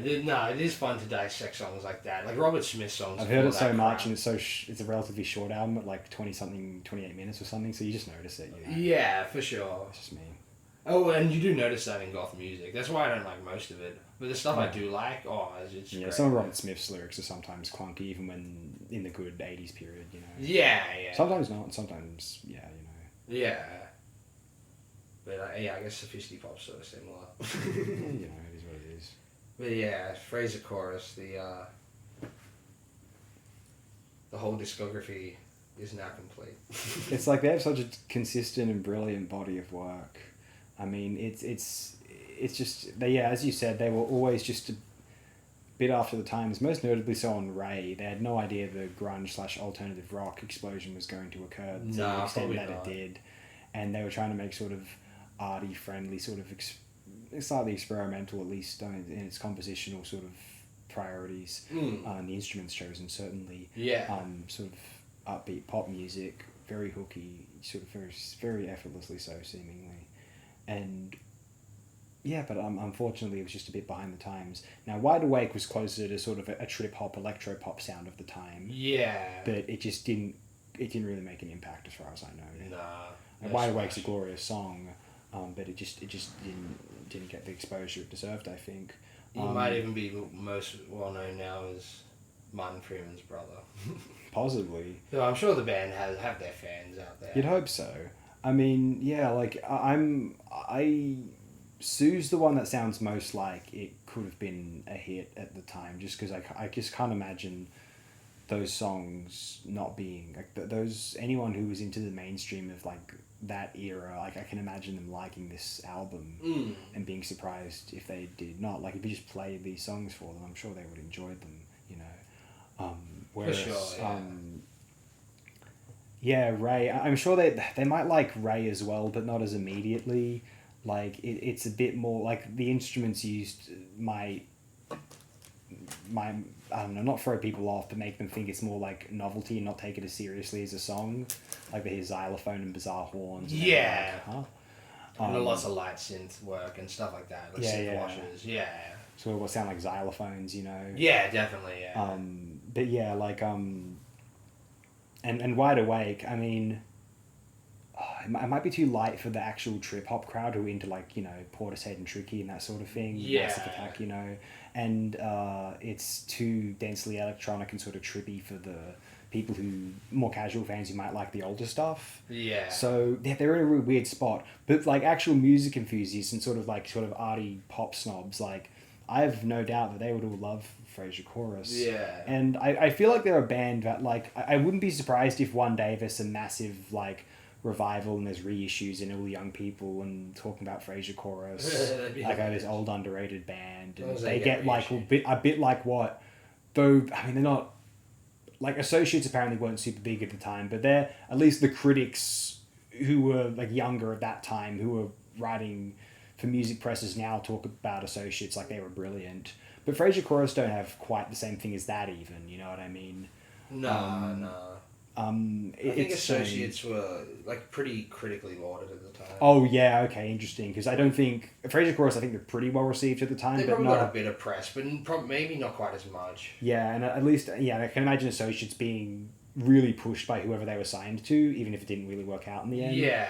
Whereas Frasier Chorus, I'm New sure Wave was really pushed. hot in the early 80s. Yeah. Whereas- Oh, I think Associates did have a couple. I think the first couple singles made an impact, but then the albums and like afterwards didn't. Okay. And they probably did better than Frasier Chorus ever did. To be fair. Sure. I'm just going to assume. Yeah, I would assume as well. But Like we said, like Associates were not past the times at all. They were right in the middle, but they were Yeah. probably a bit too experimental and arty for the mainstream. They wanted Culture Club and Adamant, and yeah, exactly. Dexys, I guess, and Spandau Ballet, that sort of stuff. Yeah, Associates and are Frankie. kind of the more eccentric permutation of all those groups you mentioned, whilst having one foot in pop as well. Yeah, yeah. And then seemingly inspiring the Cure's move to really, really dense production sound on Head on the Door, because Mike Hedges of the Cure's famous, I guess, producer did he did Sulk, and you get the impression I don't know if he did like the Tops, but so you get the impression that Robert Smith was like, you did it for those guys. Hey, back here, Head on the Door. Yeah, Like, that makes sense now. That's my fan theory. Okay, no, that could be true. I wonder. And Mike Hedges worked on quite a bit of things, I assume. I think he was on like a few Susie's albums as well. Mm. Yeah, no, Susie and the Banshees. Worked with Manic Street Preachers Oh, wow. later as well. Undertones. Texas. Oh, the greatest group. Oh my god. But yeah, and later Alex Harvey as well. Bauhaus Mask. Music for Pleasure. And they did that song, is that them? The Human Factor? I think that's them. He did Golden Age of Wireless, apparently. And that group, The Beat, The Creatures, The Feast, the Creatures album, Feast, which is that Susie spin-off. Oh, yeah, right. And Everything But the Girl, 1986. Yeah, well, it's funny that comes up, because that's probably the other Frasier Chorus equivalent of the time. Of course. It does sort of get fan bases, though it got bigger probably, and never... And Frasier Chorus maybe were trying to do their own version with Wide Awake of, you know, missing. Have you heard of Trip Shakespeare? No. Oh, Minneapolis band. He produced their album Applehead Man, I guess. okay. The name sounds familiar, but Trip Shakes... Yeah, I don't know. No, not familiar. Yeah. And, well, I'm just curious about this now. The Beautiful South. Oh, yeah, that's a name that Kiwi guy told me about. I forget where are they from? They're a UK band. Yeah. When from, Indie. sorry? Late 80s. Yeah. Their debut was 89, indie pop album. Yeah, I've heard of them, Mike but I haven't heard of them. Hedges. And in the 90s, there's work on, again, Lush, I guess. Oh, the band. Split. Yeah, he produced the second Lush album. Mm. And yeah, I can't bother keeping going. It's probably boring for everyone else. But anyway, yeah, that's the Frasier Chorus discussion, and that's the discography discussed over the course of 3 disparate episodes of this show. Yeah, this will be, I guess, both the last episode of this year, and right now I'm sort of up in the air as to whether I want to continue this program into the next year. Yeah. I guess next year you'll find out if that's the case or not. I'll play it by ear, to be honest. Yeah, stay tuned. Yeah, and I guess now I'd like to, I guess briefly discuss 5 little tracks, which I mean, I could talk about albums that I love this year, and that's all well and good. Some of them have been discussed on this program prior, plenty of them probably actually. But what I wanted to discuss is the songs, the specific tracks that, independent of a listen of the album itself, I've gone back to play in particular. And 5 tracks, in no order, that I've been really enamoured by this year. Firstly, an album we discussed on this program, as most of these of the 5 will be, FM Skyline's Images, and in particular its 4th track, Motion Pictures, one of the most beautiful, infectious electronic instrumentals I've ever heard. Nothing you can't imagine, at least compositionally in its structure, being composed in another era, but it's so beautiful, the pitch is gorgeous, it's evoking sort of sounds and, you know, the sonics of like the turn of the millennium, sort of like computer noises, but like it's just just the bass in conjunction with its like light synth melody. It's so simple, and it's, oh man, it's like the best waiting room music you've ever heard. I can't get enough of that track. It's such a glorious little thing. And now I'd like to mention a lot of people's favourite band this year, Magdalena Bay, and of course I'm going to be talking about what I believe is the big single, or really famous liked song off of, because actually it's the most catchy, off of Imaginal Disc, I guess the somewhat title track, Image, a beautiful, something of a pastiche of the sort of turn of the millennium, sort of optimistic dance pop tunes from Kylie Minogue or Moloko or Sophie Ellis-Bextor, but maybe even better than any of those songs. Maybe not better than Murder on the Dance Floor. Or actually, no, is there any song better than Moloko's That Bring It Back remix? Probably not. That's one of their top songs. Yeah, that song's classic. It's beautiful, just perfect. But oh my god, yeah. Just this Magdalena Bay, like, I mean, I love the last track as well, but I'm scared that if the two ever sort of split up, it'll make that song depressing instead of very, very, very beautiful. And so just, I'm gonna hedge my bets on Image instead. Just what a perfect, just production wise, it's certainly very fresh and modern, but compositionally it may be rooted in a slightly older sort of new disco style of like the dance pop style of the turn of the millennium. Yeah. But like, God, is it infectious? And I was very, you know, those songs sort of formative on me. I remember hearing those sort of songs around that age of my life, and so I just ate this track up. Anyway, this particular track, we didn't discuss this album on the show. I haven't listened to the whole album yet, but I'm a fan of his prior work in a band called Black Midi, Geordie Creep, and his quite liked and like seemingly very celebrated solo album, The New Sound. I heard the first track, thought it was very cool, and then we decided to skip to the track on the album with a music video. Presumably it's the single. Yeah. And Holy Holy is the name of the song. And this is fucking very immediately, this is a ridiculously infectious song. We compared the earlier track to Peter Gabriel, and his vocal sound, you know, Black Midi, he's sort of had this sort of mutant Genesis flavour going on there, sometimes mixed with like RAO and more brutal prog math rock influences. But Holy Holy, it's like, God, this weird, it's almost like a salsa influence. We get that partly because he references salsa in one of the lyrics. Yeah. Fused with this strange, like Donald Fagen circa Gaucho and the Nightfly sort of like pop sensibility. And like just, it's the lyrical content and just like the hookiness of this thing. Yeah. It's infectious. It's so re-listenable. I'm trying not to listen to it too much just so I don't get sick of it too quickly. That's how like much I enjoyed the experience of it. All are revolutionaries, all jihadis too. Like, just fantastic. Yeah. Like, I thought this is just spellbinding. And I have to say, I was taken with the music video. I saw Geordie Creep as this, like, contemporary sort of relatable, like, iconic male figure in the way that other people talk about certain pop stars of the 80s as being for them. Yeah, and then I realised Geordie Creep is a few years younger than me, and I was like, how? I thought he would have been in his early 30s. Yeah, Like, now I don't know how to feel. He looks about. I question myself, and maybe that was the point of the song. It's sort of this sardonic take on like this masculine self-image. That, Like, yeah, it's really really good The piece of work. song's full of that. Yeah, for sure. Yeah.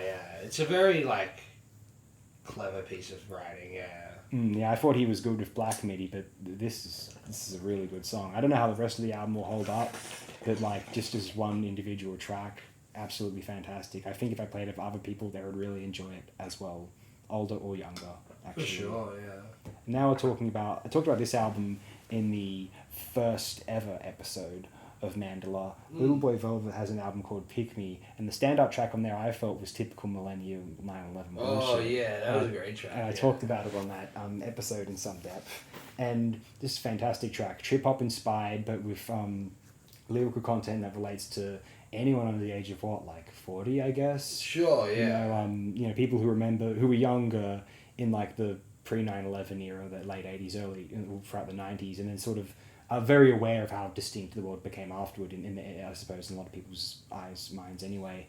And so it's just incredibly catchy, very re-listenable, just very, very fun and interesting breakdown in the middle of it. Fantastic use of sort of like DIY like home production to compose something that would have been cutting edge maybe in the 90s, and it's not the most hi-fi thing in the world now, but it's very, very fresh and it sounds terrific, and it's very listenable. It's one of the most enjoyable, relatable, and it's a track I reckon I could play for anyone under a certain age and they'd be like, this is fucking fantastic. Yeah. And I think the only people who wouldn't get it are either too old or too young even. Yeah, that could be the case. I think there may be, because the album's not that well rated. I'm just like, did you hear that song? And there's actually people, teenagers, who just don't get it, to be honest. And maybe like that's good in a way, because it's a sort of depressing sort of shadow in our minds that burns our faces. No. But it's, in any instance... pretty heavy. I find it powerful. Certainly just musically, just as a sequence of melodies and rhythms, just as electronic arrangement, I think it's killer. Yeah. Anyway, the last track I want to mention... It's a pretty personal song as well, Yeah, so the last track I was going to mention today, this is from the second episode we did of Mandala. Now, I could have picked several songs from this album, to be honest. Initially, I was inclined to pick the latest song from the album. This is Omni Souvenir. Initially, I was inclined to pick FM with its lyrics, you know, you were cropped out of the photo from that long weekend, passed out by the pool, overexposed again. And then, but then I was thinking, nah, Double Negative is the one. And then, nah, The Verdict. Have you heard The Verdict? I hadn't heard, always talking out of turn. And then I realised, no, it's walk in the park with you, I feel a spark with you, little bulldog. Yeah. Or how about there's another one right before that, which is fantastic. I love it's astronomical, full of bangers, obviously. Yeah. But when I realised the one that I kept coming back to in the end was, and the first track's great. But the one that really enables you to get into all those later songs is how good the second track is. Plastic Pyramids. Phenomenal breakdowns, extraordinary lyrics. The female backing track she's amazing. Yeah. Izzy Glaudini. Are you a jaded baby? What are you, a soft drink of water? It's just absolutely fantastic. And all the guitar work on that song is perfect. It's like magazine done now and just like is as fresh as ever. Yeah, very jagged you'd think it would be a tired like sort of pastiche, but it's not. It's very natural. And what's that? The sound of the guitar, like that jagged post-punky thing, and utilizing this way, it reminds me of the spines of a stegosaurus. That's a great point. That's a Yeah. great analogy. I was like, are you deflated, baby? Not gonna lie, I feel pretty small. This world is far beneath me. The Sphinx, the Nile, I ordered it all.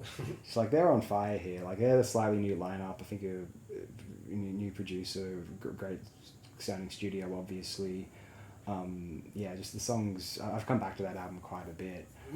Just as you can see, I've just memorized it fairly well, and it was easy to, just because they imprint yourselves on me very, very vividly. And so I'm going to name those as like 5 songs I kept coming back to this year, as well as several others from the Omni Souvenir album, I suppose. Yeah. Great work, everyone. who was responsible for those tracks. Great work to everyone whose releases were mentioned today. Thanks everyone who listened to Mandala. If you did, check out the links in the description if you're so inclined. We're nearing 3 hours here, so I suppose we'll cut it here, unless there's anything else to share. No. Suppose not. Well, thanks again, everyone. Happy 2024. Happy New Year when it arrives. Yeah. We might see you next year. But in any case, otherwise, keep checking out AOD for discussions on films and old Doctor Who episodes until we run out of those. Maybe soon. Perhaps hopefully in some people's eyes. Thanks again.